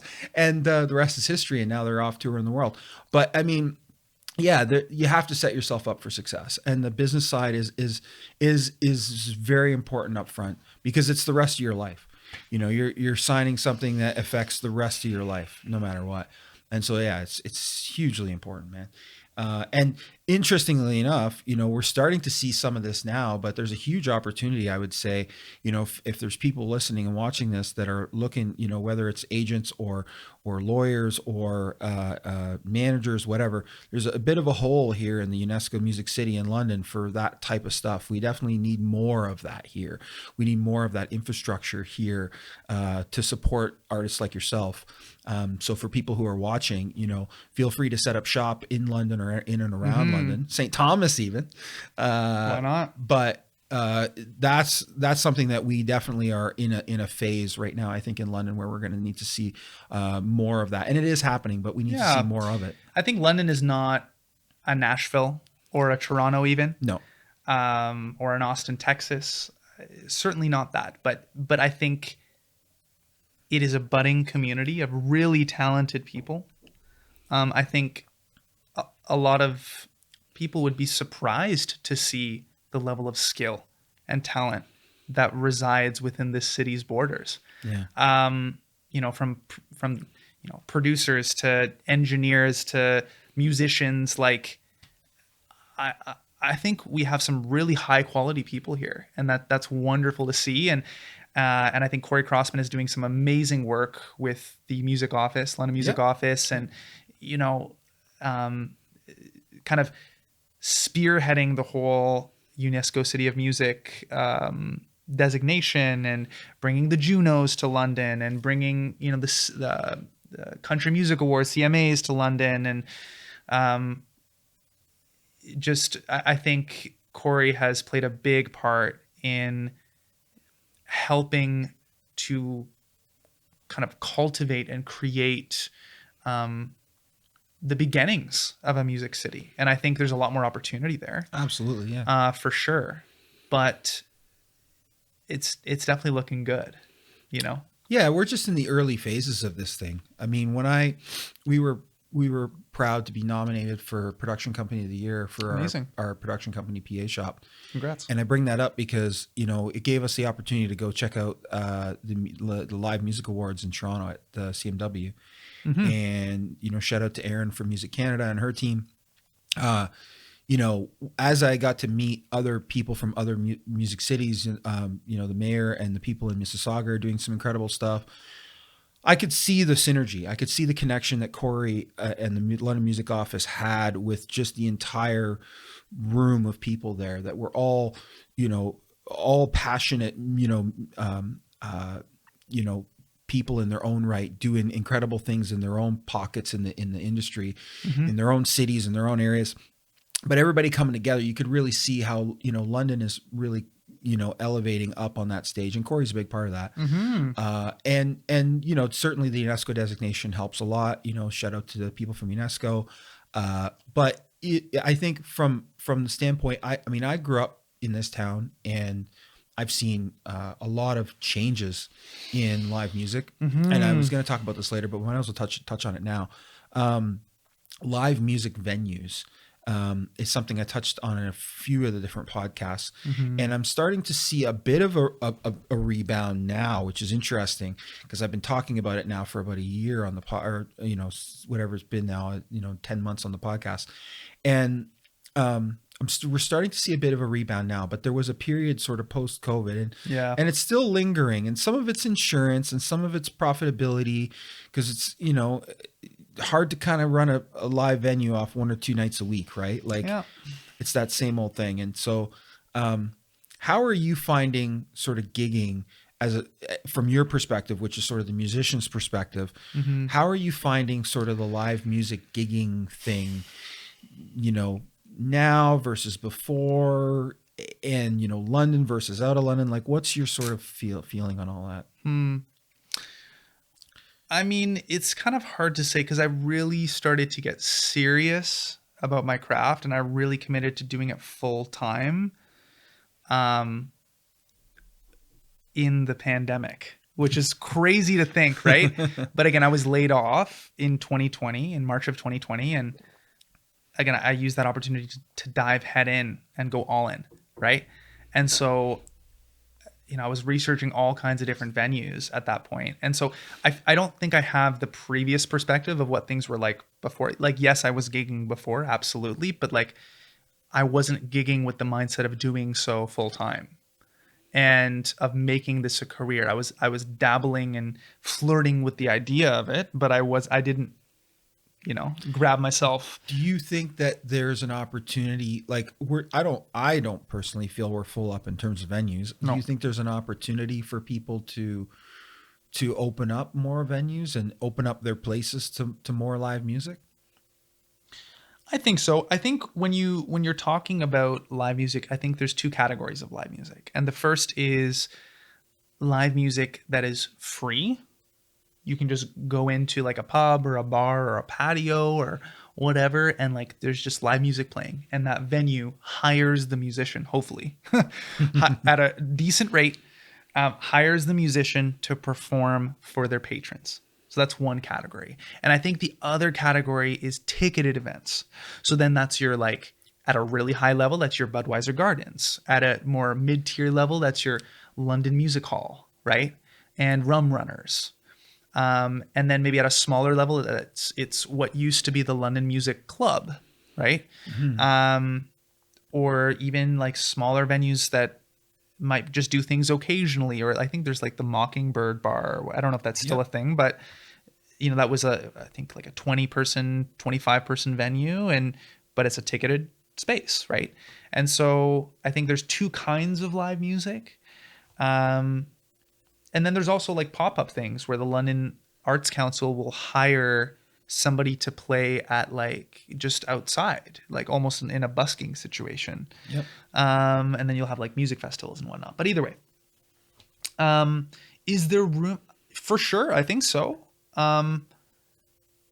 Especially after the pandemic. Well, sorry, let me take that a few steps back. During the pandemic, I think people were craving live music. Absolutely. And it's kind of one of those things where you don't know what you have until it's gone, mm-hmm. right? And in the pandemic, it was gone. And, you know, Zoom concerts and Instagram lives are cool, but they're not the same. No way. It's not even close. No. Right? So for people who really love live music, it's like, oh, okay, it's fine to be on a TikTok live or whatever. But to see somebody in person and just really feel that vibration and that energy is on another level. And I think post-pandemic, which I would say we're in now, post-pandemic. Oh yeah, definitely. Just, I don't know. I think people really acted upon their repressed love for live music. And I think, honestly, there was a boom in 2022. I was so busy in 2022. Holy crap. I was playing 7 shows a week. I lost my voice 4 times that summer because I was gigging so much. Wow. And I was like, okay, this is too much. I can't be gigging this much. I'm raising my prices. I need to gig smarter, you know? Yeah, right. No, I know what you're saying though. Like we got Bungie working here from the Bare Naked Ladies, and you know Bungie typically has a few other bands that will hire him to go out. Yeah. And because everybody wanted to go out at the same time, it's like, oh wait, our guitar tech isn't available, and our other guitar tech isn't available, and our front house guy isn't available, and who else is around? Oh, and buses aren't available, and so I think all of a sudden, you know, when everybody, because it was a huge boom, right, that happened in 2022, and obviously we have the production company, we saw that, and it happened in different ways too. Like it happened. It even happened on the corporate end too. Like even corporate people were like, hey, well, yeah, you know that. Hey, you know what? We want a solo duo, you know, at our thing. And because everybody was just craving that live music everywhere. It wasn't just concerts. It was everywhere. And great. And now it's sort of, I think, leveled off. I think it's leveled off a little bit, and it's more, you know, I mean, is it higher or better than it was pre-pandemic? I don't know. But yeah, I think there's a healthy amount of business to go around. Yeah, you know, absolutely. on all fronts. And I think if you're good, if you're good at what you do, you'll get the business, right? You've played Canada. I noticed in your bio that you were you've played sort of Halifax and West. But I would assume, like you were saying earlier, that, you know, two sort of like this 2 hour radius, that the majority of your gigs are probably have been in that sort of radius. But what are some of the places, you know, around the country that you've played? And I think I saw something where you played overseas a bit too, right? Mm-hmm. Yeah. So the majority of my work is, I would say, done in this area. And I have, however, performed really all across Canada. So all the way out west to as far as like Prince George, BC, to like Halifax, Nova Scotia. I haven't really explored the territories per se. I don't know if there would really be a market for me up there. Maybe, I don't know. But I'd be open to it. Sure. And I have been down to Nashville a handful of times. 2 to be exact, and I've played a handful of shows down there while I was down there. I haven't really toured in the States extensively. I'd love to. And I play in a Fleetwood Mac duo tribute band, and that through the platform of that act, I was very lucky to have the opportunity to tour all over Mexico, which was a lot of fun. And then last year, I was accepted to perform and take part in this music festival in Rotterdam, the Netherlands. So like 2 hours away from Amsterdam. Yeah. With my band. And so I flew my trio out there, and we did a handful of showcases, and we attended some conferences, and we biked around the city, and That's cool. You know, and we ate overpriced food, and you know, we visited the Sinterklaas Black Santa Claus statue, and all the, you know, things that you do in Rotterdam, and it was a lot of fun. That's cool. But yeah, so that's kind of the extent of my touring. I've kind of toured across Canada maybe 2.5, 3 times. Spent a lot of time on the East Coast, where I actually cut a record with a couple boys out there, Patrick and Daniels, who are disbanded now, but they're still doing music. Yep. Yeah, I mean, this music journey has really taken me to some pretty miraculous places. I'm very, very grateful for the opportunities that it's given me. Yeah, absolutely. What was the Mexico thing all about? You mentioned Mexico a second ago. Yeah, so What was that? I play in a Fleetwood Mac tribute duo band. Okay, so Duo, eh? Yeah, so Interesting. do you know who Megan Schroeder is? Yeah. Yeah, so her and I kind of banded together, you know, no pun intended, but banded together back in, I think it was the end of 2020, in preparation for some shows abroad in Mexico. Yeah, to like play for a bunch of snowbirds that spend their winters down there, you know? So yeah, she asked me in 2020 and I was like, okay, yeah, that'd be fun. And then I learned all the Fleetwood Mac music, and we played a tracks. So like the bass and the drums and the lead guitar is covered, but I sing and she sings, and I do a lot of the guitar stuff as well, like the acoustic guitar stuff, everything from, you know, the Chain to Never Going Back Again to you name it, you know? So we've had a lot of fun over the last 3 years, traveling through Mexico, like, Puerto Vallarta, and also just like some kind of smaller, expat towns outside of Merida. So there's this place called Progreso, and we also spent a lot of time in Bucerías. Is there a big music scene down there? Because I've been to Puerto Vallarta, but I've never really kind of checked out any of the music stuff. I just sort of was like, I would say so. right? I have some buddies down there that I met the first time I was down there, and they literally have like a fully functional cover band that they do full time. And so they play English, you know, hits Right. to visitors and tourists for all kinds of different gigs. And it's mostly like rock and pop and maybe a little country, but mostly kind of like old school rock and pop. And they do really well for themselves. So there is that kind of scene. And I think there's also a scene for traditional music as well. And yeah, they have live music there for sure. That's cool. Mm-hmm. You mentioned Nashville. What's your sort of take on, you said you were there a couple times. What's your sort of take on, you know, staying here and honing your craft here versus having to go down to a place like Nashville? Mm-hmm. Well, the fact of the matter is that I'm actually, the plan eventually is to move down to Nashville. Okay. I visited twice. I think it's just indescribable, the amount of talent and skill that is down there. You know, have you been down to Nashville? I have. Okay. I have been several times. Yeah, it's great. So, I mean, the tourist thing is to walk down Broadway, right? Right. So for those that have never been to Nashville,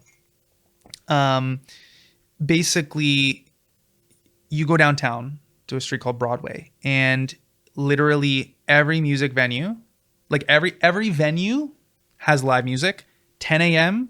to 2 a.m. It's true. And they're back to back to back bands, Yeah. right? And sometimes each venue has 3 floors of true. different bands. Yeah, it's true. Like, it's insane. And I mean, it's not the case in all cases, but like every guitarist is the best guitarist you've ever seen, you know? And and so I visited a couple times, so inspiring. There's also a huge songwriting community down there, obviously, and industry down there. And there's a lot of infrastructure for the music industry. You know, Yes. there's labels, there's publishing houses, it's there's everything. producers. The infrastructure there is very established. even multi-genre now. Multi-genre. Yeah. Yeah. I mean, you know, on the surface, it would appear very country and rock, and it is. And it is. And Yeah. it is. But there are spaces for other types of genres too, and I've explored those. You know, there's this very kind of more underground jam on Wednesday nights. It's called the Flamingo Invite. That's cool. And super cool, very like R&B, soul, jazz. And you basically, like, there's a house band, and then the members of the house band sort of relinquish their instruments to people in the audience that they invite to come up. And so I have a connection with a guy down there. His name's Kavanaugh Mims. He goes by Cav. We co-wrote a song together on my journey to 100 songs. He is the lead singer in that house band. Oh, and cool. And so, you know, we co-wrote a song together, and I've been to the jam a couple times, and he's invited me up a number of times to sing, and it's a really cool feeling to just be in the presence of musicians that are really good at what they do. Yeah, I get that. It's just so amazing, like a little bit nerve wracking, obviously, because Obviously, like, you know, it's like, okay, I'm not, you know, I'm far from the best player in the room right now, you know, but those are the conditions that facilitate growth. And so that's why I'm sort of made the decision that that's probably what I'm going to do, like later next year. Sure. And whether that is for the rest of my life or for 3 months, who knows? Yeah, right. You know, it just, like, we'll just kind of see how it goes. But there's something very appealing to me about being in the presence of people who are very serious about their craft, and being in the presence of people who don't see it as a hobby. Being in the presence of people who don't ask you at the dinner table, oh, is music a viable thing? Like, what do you do as a day job? You know what I mean? Yeah, no, I do. Yeah, I've heard that spoken, you know, many times. You know what I mean? I know. Yeah, exactly what you know. mean. I'm just gonna snag this drink. Yeah, go for it.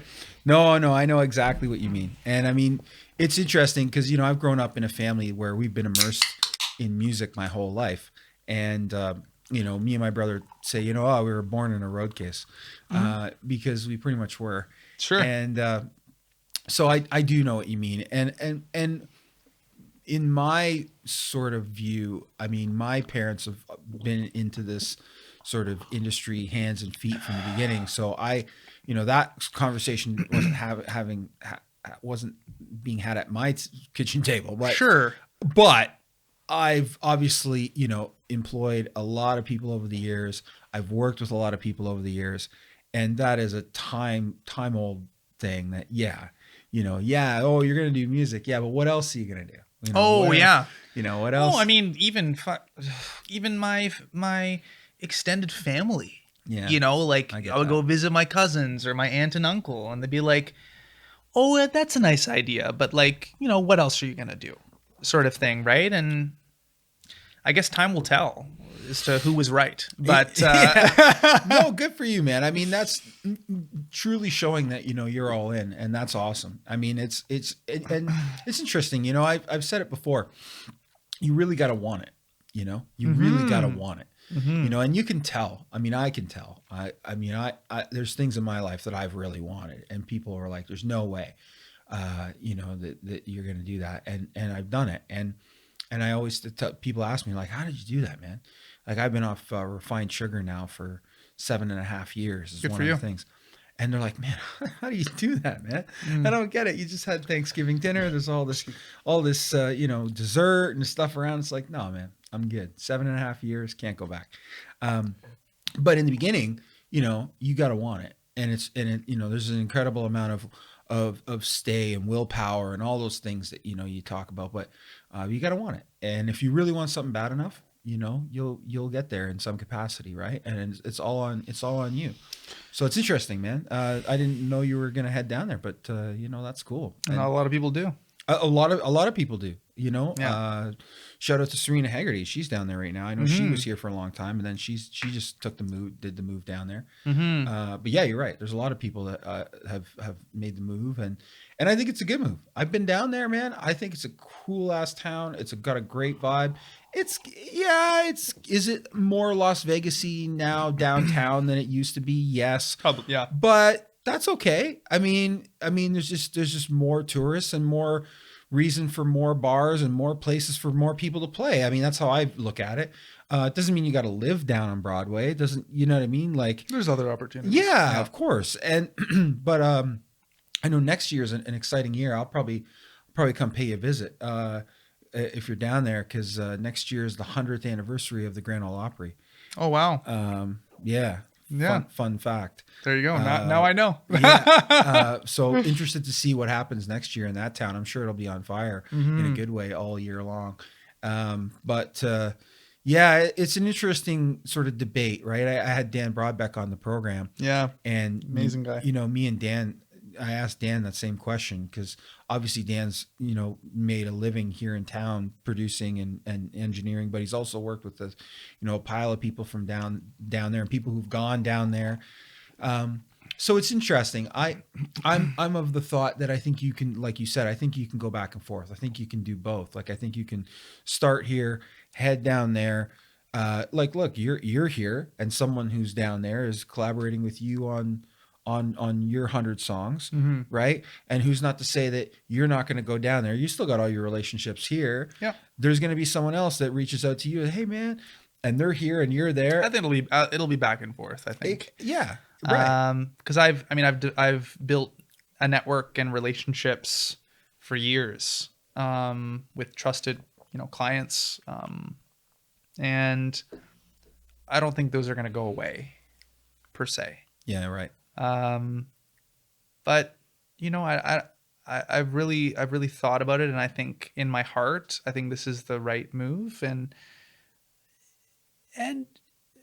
I think one thing about this industry though is you have to really be on your toes. Like you got to be flexible because things can change like that. Right. And so, if an opportunity comes up here where I'm like, oh, maybe I'm going to do this, and I might delay my departure to Nashville, then so be it. Right. I gotta be, I used to be a really rigid person. Like, this is the way things are. This is the way that things are going to be. But that's not how life works. No. There's a saying, especially in this industry. There's a saying that goes, you make what is it? You make plans and God laughs or something, right? Yeah. It's like, yeah. So, you gotta have rough plans, but you also have to be flexible to the opportunities that come up. And I'm open. I'm open for, career propelling and lucrative opportunities to be effortlessly and abundantly flowing my way all the time. Yeah, absolutely. So, and they do, which is cool. I'm very grateful for that. What are some of the challenges that you've had to sort of get to where you are now, aside from some of the stuff we've already talked about? Anything that sticks out? Challenges. Yeah, I think just like social media is kind of a necessary evil in our industry, really in any industry now, but unless you're doing like a B2B, but and I have a love-hate relationship with social media. Like, I think it's really interesting and really cool, especially when things are working out, but it's also really frustrating when things are not working out. Right. It's like I set these metrics and goals for myself of like follower stats I want to hit, or, like how many views I want a video to get. And maybe I don't get that all the time. Right. So, I'm not, as far as social media goes, I'm not a nobody. Like, I think I have like 26,000 followers across platforms, which is something. Yeah. But I'm still working towards more, because I recognize that when I'm sitting across the table from a label head or someone like that, the more followers I have, the more leverage I have. Right. And they're not going to be interested in the first place unless I have a significant following. That's just the way things are now. Yeah. Right. So I'm building that following myself. So, I think there's been a lot of trial and error and learning in the process of figuring out, okay, like what works and what doesn't. There's been a lot of videos I did not expect to go viral that went viral. That, like there's a video of me playing the solo to Hotel California on acoustic guitar, and I play like the whole thing.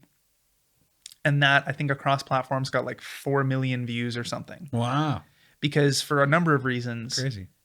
I think the first reason was, I can't believe this guy is playing that solo on acoustic guitar and getting all the bends, because it's like there's some like crazy bends on that solo.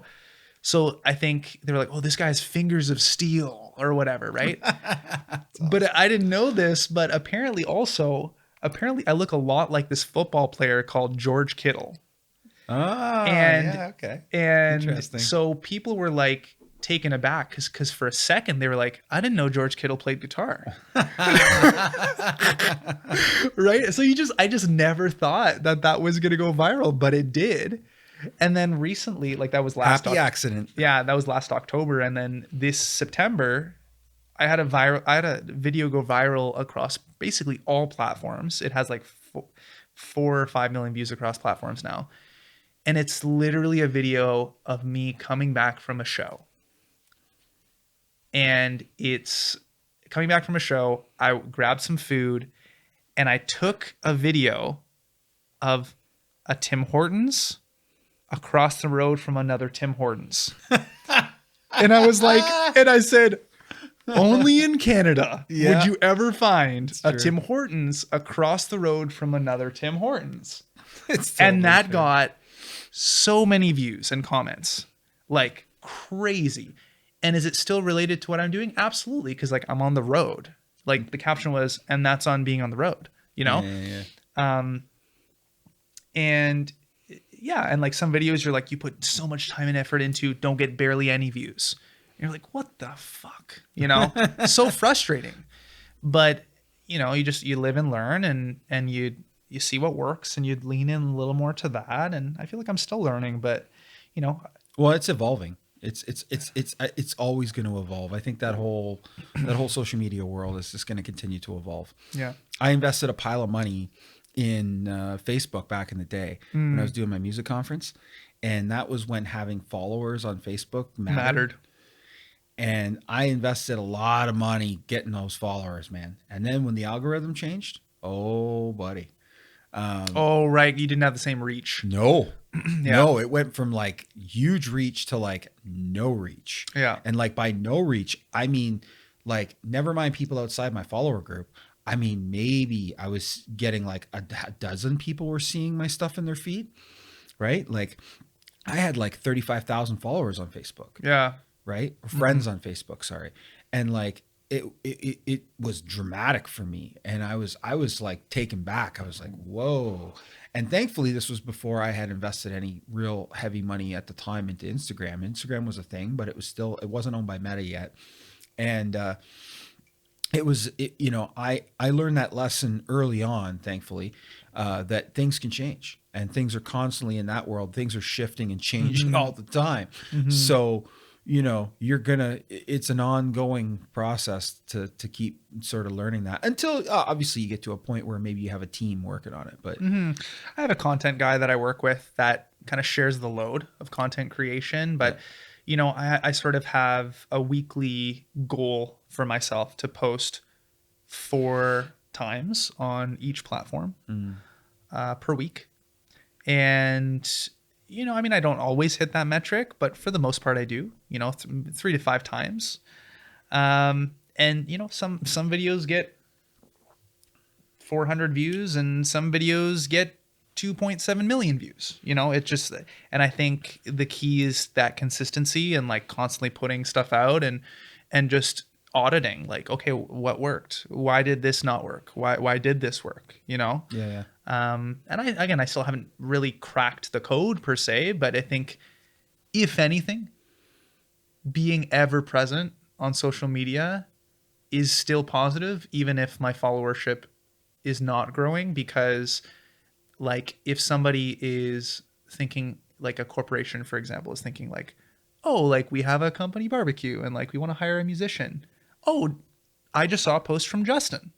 I'm going to hire Justin. I think so. I think content marketing is smart in that capacity because you're always at top of mind, right?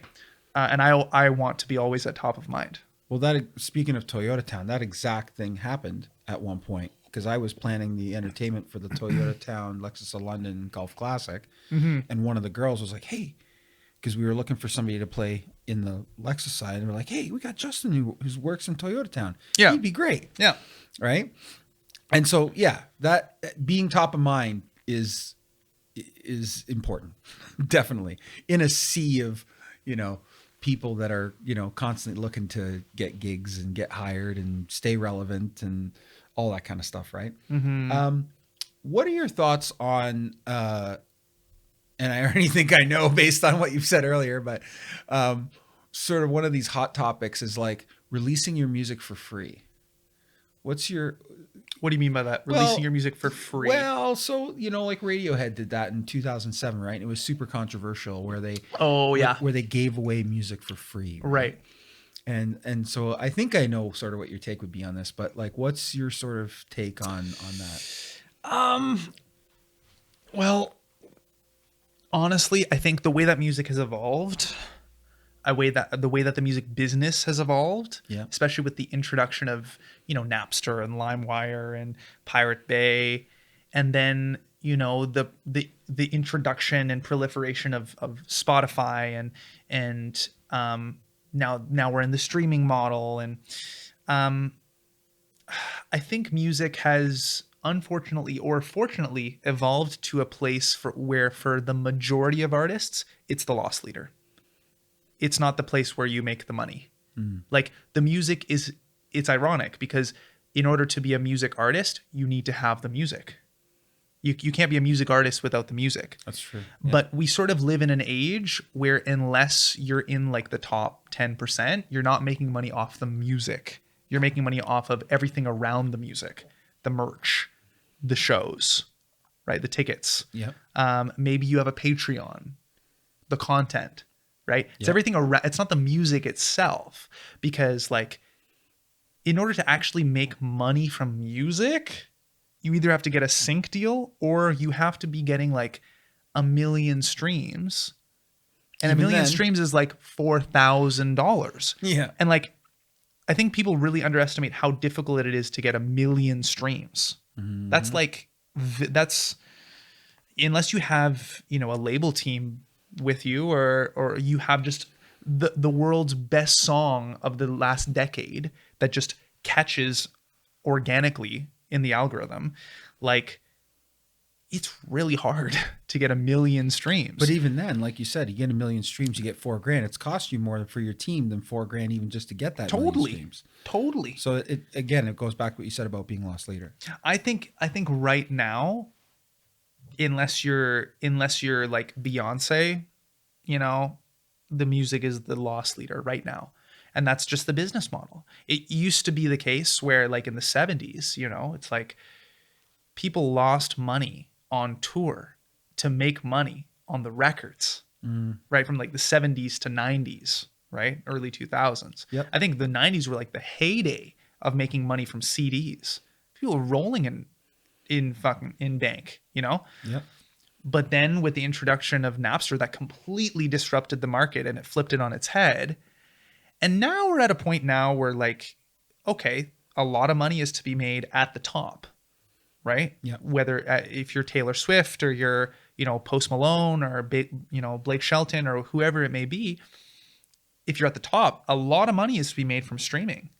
And then on the publishing side of things too, yeah, a lot of money is to be made there. And then your tour income reflects that. You can be worth millions and millions of dollars at the top level, but that's the top 1%. Or less than 1%. Yeah. Yeah. Right? Yeah, right. The bottom 99%, I think, or 90%, I think the music is the loss leader, right? Unless, again, I'm still exploring the whole sync industry and like, so syncing your music with TV and movies and commercials and stuff like that. I think there's money to be made there. How much? I don't know. Like, I think it could be anywhere from $200 to $10,000. It depends on the opportunity.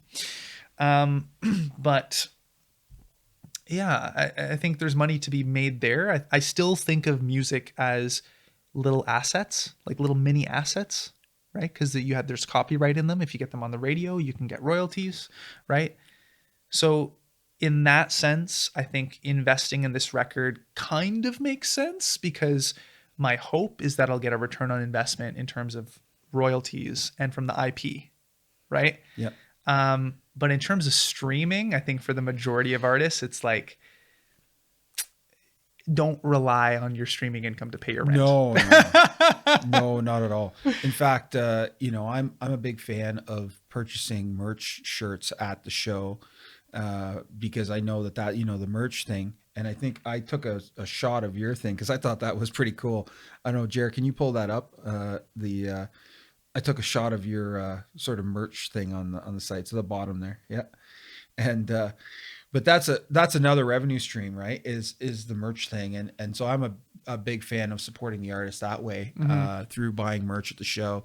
And I rarely do buy a CD, although I will buy vinyl. I'm a big vinyl fan. If people have vinyl out there, I'll buy vinyl. The CD thing, I will buy CDs if it's an artist that I really, really, really like, and it's something that I know I'm going to play in my truck and whatever. Sure. But shirts are easy. Shirts are Totally. an easy Shirts, one. hats, socks. Yeah. Yeah. Are great. But yeah, I think that case in point, that the merch side of things has become a much, much, much bigger revenue stream for some of these people, even at the top level.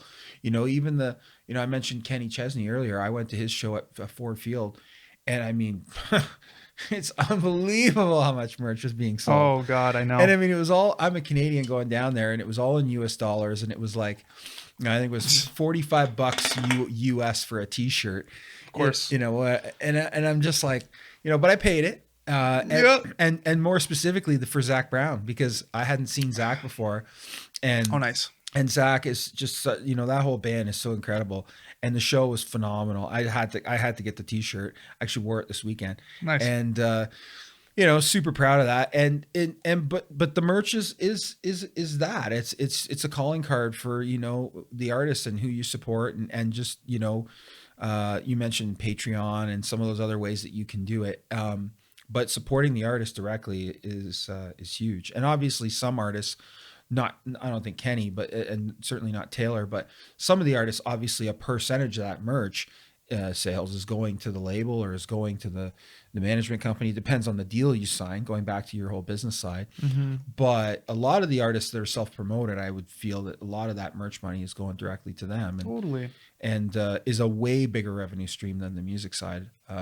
And good perspective that it's just sort of shifted, right? That it's just sort of changed. And it may change again. And you know what? It probably will. It probably will. In what direction? I have no idea. But right now, I think music is still IP. It's still intellectual property that you can monetize if you're smart about it, and if you're lucky and you have the right connections, and maybe you pay a little bit of money into promotion. But I think for the majority of artists, music is the loss leader. And you're going to make your money from shows. You're going to make your money from merch. You're going to make your money from tips. You might make your money from social media if you're good at that, and maybe some sponsorships, right? Yeah, right. As much as technological developments have taken away income streams, I think they've opened up new income streams too.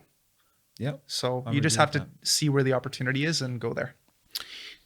Speaking of marketing and promotion, I have Jer, I have a photo called Transformation. You've opened that up. Uh-oh. Yeah. Got to do it. And I think this is interesting because when I was looking at the link you sent me for the photos, I've obviously known you for a little while. So when I put this together, this was like photo number one. Yeah. Because that's the Justin like that I remember from back in the, I shouldn't say back in the day. That's 2019. But yeah, 2019, early days for you in the career, right? Mm-hmm. And with like the short hair and all that. And then if you keep going, it sort of transforms, right? You can see the transformation, right? Yeah. And this was some sort of video shoot, I think, or something like that, right? Mm-hmm. For Fleeting. And then the next one is getting a little bit longer, right? The hair is getting a little longer, the beard sort of filling in, right? But yeah, so, but the marketing side, marketing and sort of branding side, I've noticed that, and there your hair is even longer there. I think that was another video shoot. But what I have to think that this is sort of, you've sort of honed in on the look that you have now as kind of a signature thing. Is that what you've done there? Yeah. I've become a little bit more conscious about visual branding. Yeah. I'm not perfect at it yet, but I mean, it's like, there's not a lot of people that look like me. There's not a lot of people who have long blonde hair, a full luscious beard, and like wear this kind of hat. Like there's, aside from Alan Stone, but even he looks drastically different than what I look like. Yeah. And I think visual brand is so important, especially in today's day and age. Like you got to think about the people who really had their visual brand down, like Elton John or like Lady Gaga. right? Yeah. Like she would, or I mean, maybe even Beyonce, you know, it's like there's aspects about their look that automatically make you like remind you of them. Bono was another one. Yeah. Bono. Yeah. And I mean, just to kind of go, I keep mentioning his name, but even Alan Stone, like his signature look is his like long, curly, blonde hair and his big smile, big mouth, gap tooth, front teeth, right? Like, and that he just like a joyful guy, right? So, and people remember that. And I think if I was constantly changing my look all the time, like obviously there's a progression, right? During the pandemic, I didn't have access to barbers. I was like, okay, this is my opportunity to grow my hair out. My mom wanted me to grow my hair out for years and years, and I resisted it. And I was like, you know what, this is my opportunity. So I grew it out, and then I just kept growing it out. And I've had a couple of trims since, but I intend to keep it this long for the foreseeable future. Yeah, no, I bring it up because, you know, obviously we talked a lot about the business side, but marketing and branding is super important. And I think just like the business side of things, I think it's something that, you know, when people are in the early stages of their, you know, of their life, when they're just learning how to play and all these types of things, they're not, some of them are thinking about it too much, actually, almost, you know, obsessive with social media. But not so much with actually the branding piece, right? And the actual like marketability. It's more like, how many posts can I put up and how many clips can I put out and how many songs can I cover, which is good. And there's a place for that. But I just think it's like, here's your logo, right? Yeah. I think that's awesome. Like, I think it's super unique. And so where did this come from? I have to know. With the flamingo? Yeah. Oh man. So back in like 2020, I was like driving around. We were all stir crazy, like in our houses and whatever. But I was like just going for a drive, and I had this epiphany where I was like, I think I need to rebrand because I don't really have a brand. Right. And I don't know what it was, but the idea of this like flamingo popped into my head. And I had already decided at that point that I was going to shift my genre music focus to being this like flirtatious jazz pop thing. Excuse me. Which was very much the focus of my last record, which was New Flame. And I was just driving and I was like, okay, flirtatious jazz pop. And this idea of this flamingo popped into my head because like a flamingo for me is very like showy. It's almost like a peacock in a way. It's very, very showy. And then I did a little bit of research and I was like, oh, a flock of flamingos is called a flamboyance. My music is very flirtatious and playful and, you know, just a little like, it's lighthearted. Flamboyant falls into the line of those different like descriptors. Okay, let's just make it the focus of my brand, right? My logo. We'll make it the flamingo, and then I'll call my fans the Flamingo Fam. That's cool. And that's what I do, right? And then after a while, as silly as it is, it stuck. And, you know, a couple of years ago, actually, I think it was 2 years ago exactly, I put up a billboard of myself in London to try to drum up some business. And the number of comments that I got from people, I got texts and emails and all that stuff. Oh my God, you have a billboard on like Springbank. You know? That's awesome. And then the flamingo was a big part of that. And now like, literally some of my fans will like on their vacations they'll buy me flamingo paraphernalia and I have a flamingo shrine at my house now because people are like, they'll be like at Sunfest and they'll come across a street vendor and he'll be selling a shirt with flamingos on it, and then they'll take a picture and be like, this reminded me of you. That's awesome. So it's like it's working. Yeah. You know, is it silly? Maybe, you know, but it's working. And people just know, like, they're just, whenever they see a flamingo, they're like, oh, Justin Maki. You know, oh, Justin Maki. That's gonna happen to me now. I'm gonna be on a cruise in the Caribbean. I'm gonna see it, and I'm gonna be like, Justin. Yeah.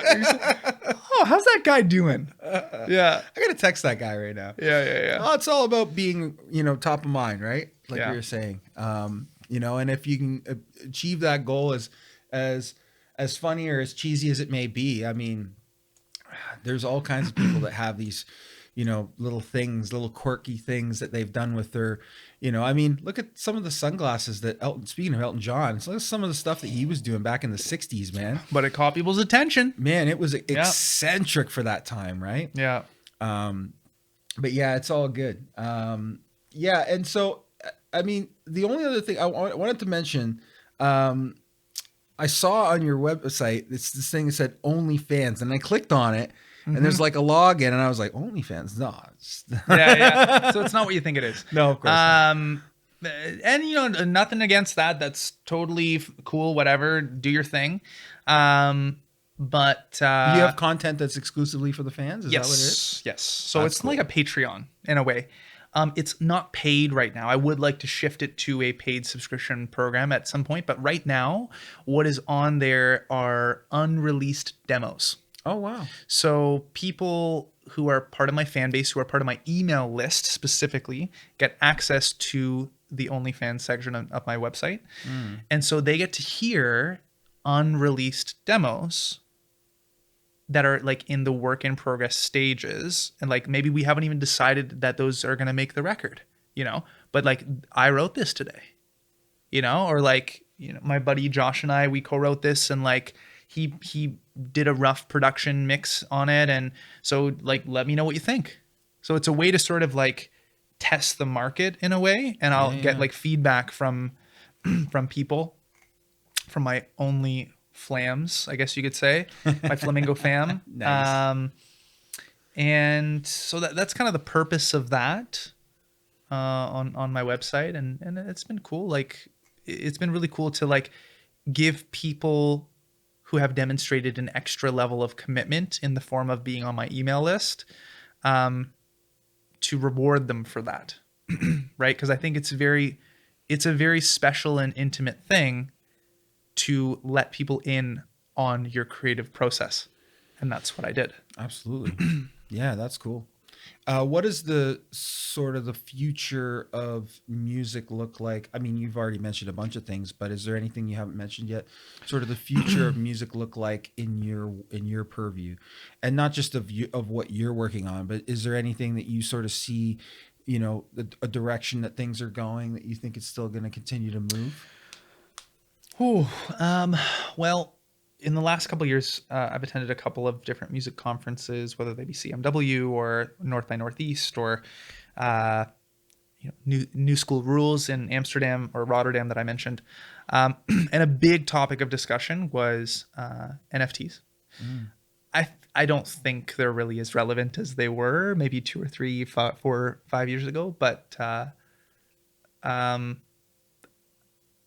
I don't think that's a direction that music is going in. I think a lot of people would disagree with me, but that is definitely one element.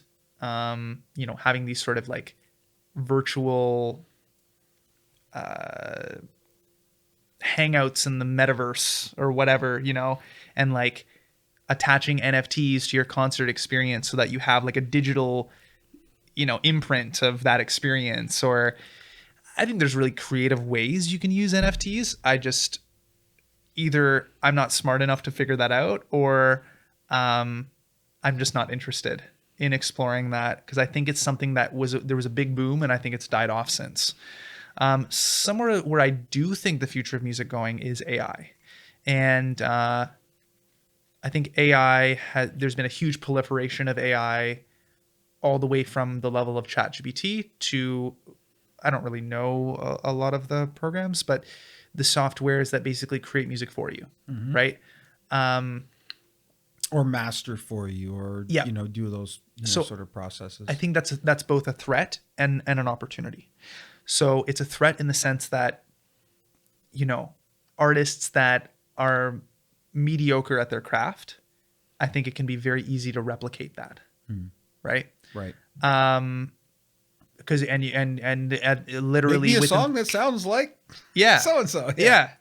And I think it's scary, especially with like the voice mimicking technology that's there now. Like you can make a song sound like it's being rapped by Drake, which it literally happened, right? So somebody released a track, like a Drake track, on their own behalf that was created by AI, and it went viral. Wow. Right? So I think there's going to be more of that happening. And I think some people might be out of jobs because of it, right? Like whether it's mastering or whether it's songwriting or whether like the creative process is being replicated at unimaginable speeds, at unfathomable qualities with AI. But I think on the same token, you can use AI as a collaborator. I've used AIs to create client contracts for me. Yeah, my brother mentioned that the other night. ChatGPT, you know, and like I refine it, you know, but it's like, does it like that? Or, you know, if I'm writing a song, I have a little bit of writer's block. Hey, list me 10 rhyming words for this word. Or this is the verse that I wrote. Rewrite it from the perspective of the other person in the relationship. You know, I think it can be a very, very worthwhile co-writer in that sense. And I think it makes workflow a lot more efficient, but I think it also has the very real possibility of replacing people. Yeah, right. So, you know, I mean, even to the extent of like virtual AI assistants, right? You know, if you have a label that employs 1,000 people, maybe they can replace 100 of those people with AI. That's scary. Yeah. Yeah, right. That's scary. And now you can't go and win over those 100 people because now those 100 people are virtual, right? They're AI, and it's there's no human element there anymore of any of that. So I think AI is going to be a big thing, much like Spotify was a huge thing. You know, was it 10, 15 years ago now? Yeah. Right? Yeah. That was a huge disruptor in the market that changed completely fundamentally changed the fabric of how we consume music. I remember speaking of Netherlands, I was in Amsterdam. It was 2013, and they were pushing hard. They were at the ADE, which is coming up next week, I think, in Amsterdam dance event, and they were there in full force, man. They had like their signage was all over the place. They had reps there. They were pushing it hard. And at the time, people were like, "Oh, this is cool." You know, yeah, you know, this is cool. But yeah, I mean, it's taken over. I mean, I'm on that platform every day watching Joe Rogan, watching whatever I'm watching. Sure. Right? Yeah, and it's the way that people consume music. I consume music on Spotify. Yeah. You know, are there some elements of Spotify that kind of piss me off? Sure. But that's how people can, whether it's Apple Music or Amazon Music or Tidal, that's how people consume music. And I think that AI is going to become, again, like it's another disruptor in the market, right? And a disruptor in many different industries, not just music. And I think we have to get used to the presence of AI. And I think, again, it's good for two different reasons. And one is it can be a very worthwhile collaborator that makes your workflow more efficient and also gives you ideas that you never would have thought of before. But it also forces us to hone our craft because we have to now compete with AI. So we have to try to be better than AI. Wow. Yeah. That's absolutely right. Yeah. So it's like, okay, well, you know, if AI can write a song of this quality, I got to up my game, you know? Wow. Yeah. So that's heavy, man. Yeah. Well, dude, thanks so much for coming on the show, man. I really appreciate Absolutely. it. Yeah. Thanks for having me. Absolutely. I got to go get an oil change now. Real life kicks in. Yeah. Everybody, thank you so much for tuning in. We'll see you on the next podcast. Take care, Thanks, everybody. Guys. Thank you for watching Music City Live. If you liked this episode, like the video. And for more clips and episodes, subscribe to the channel. Feel free to join the conversation by commenting below and visit us at musiccityliveshow.com.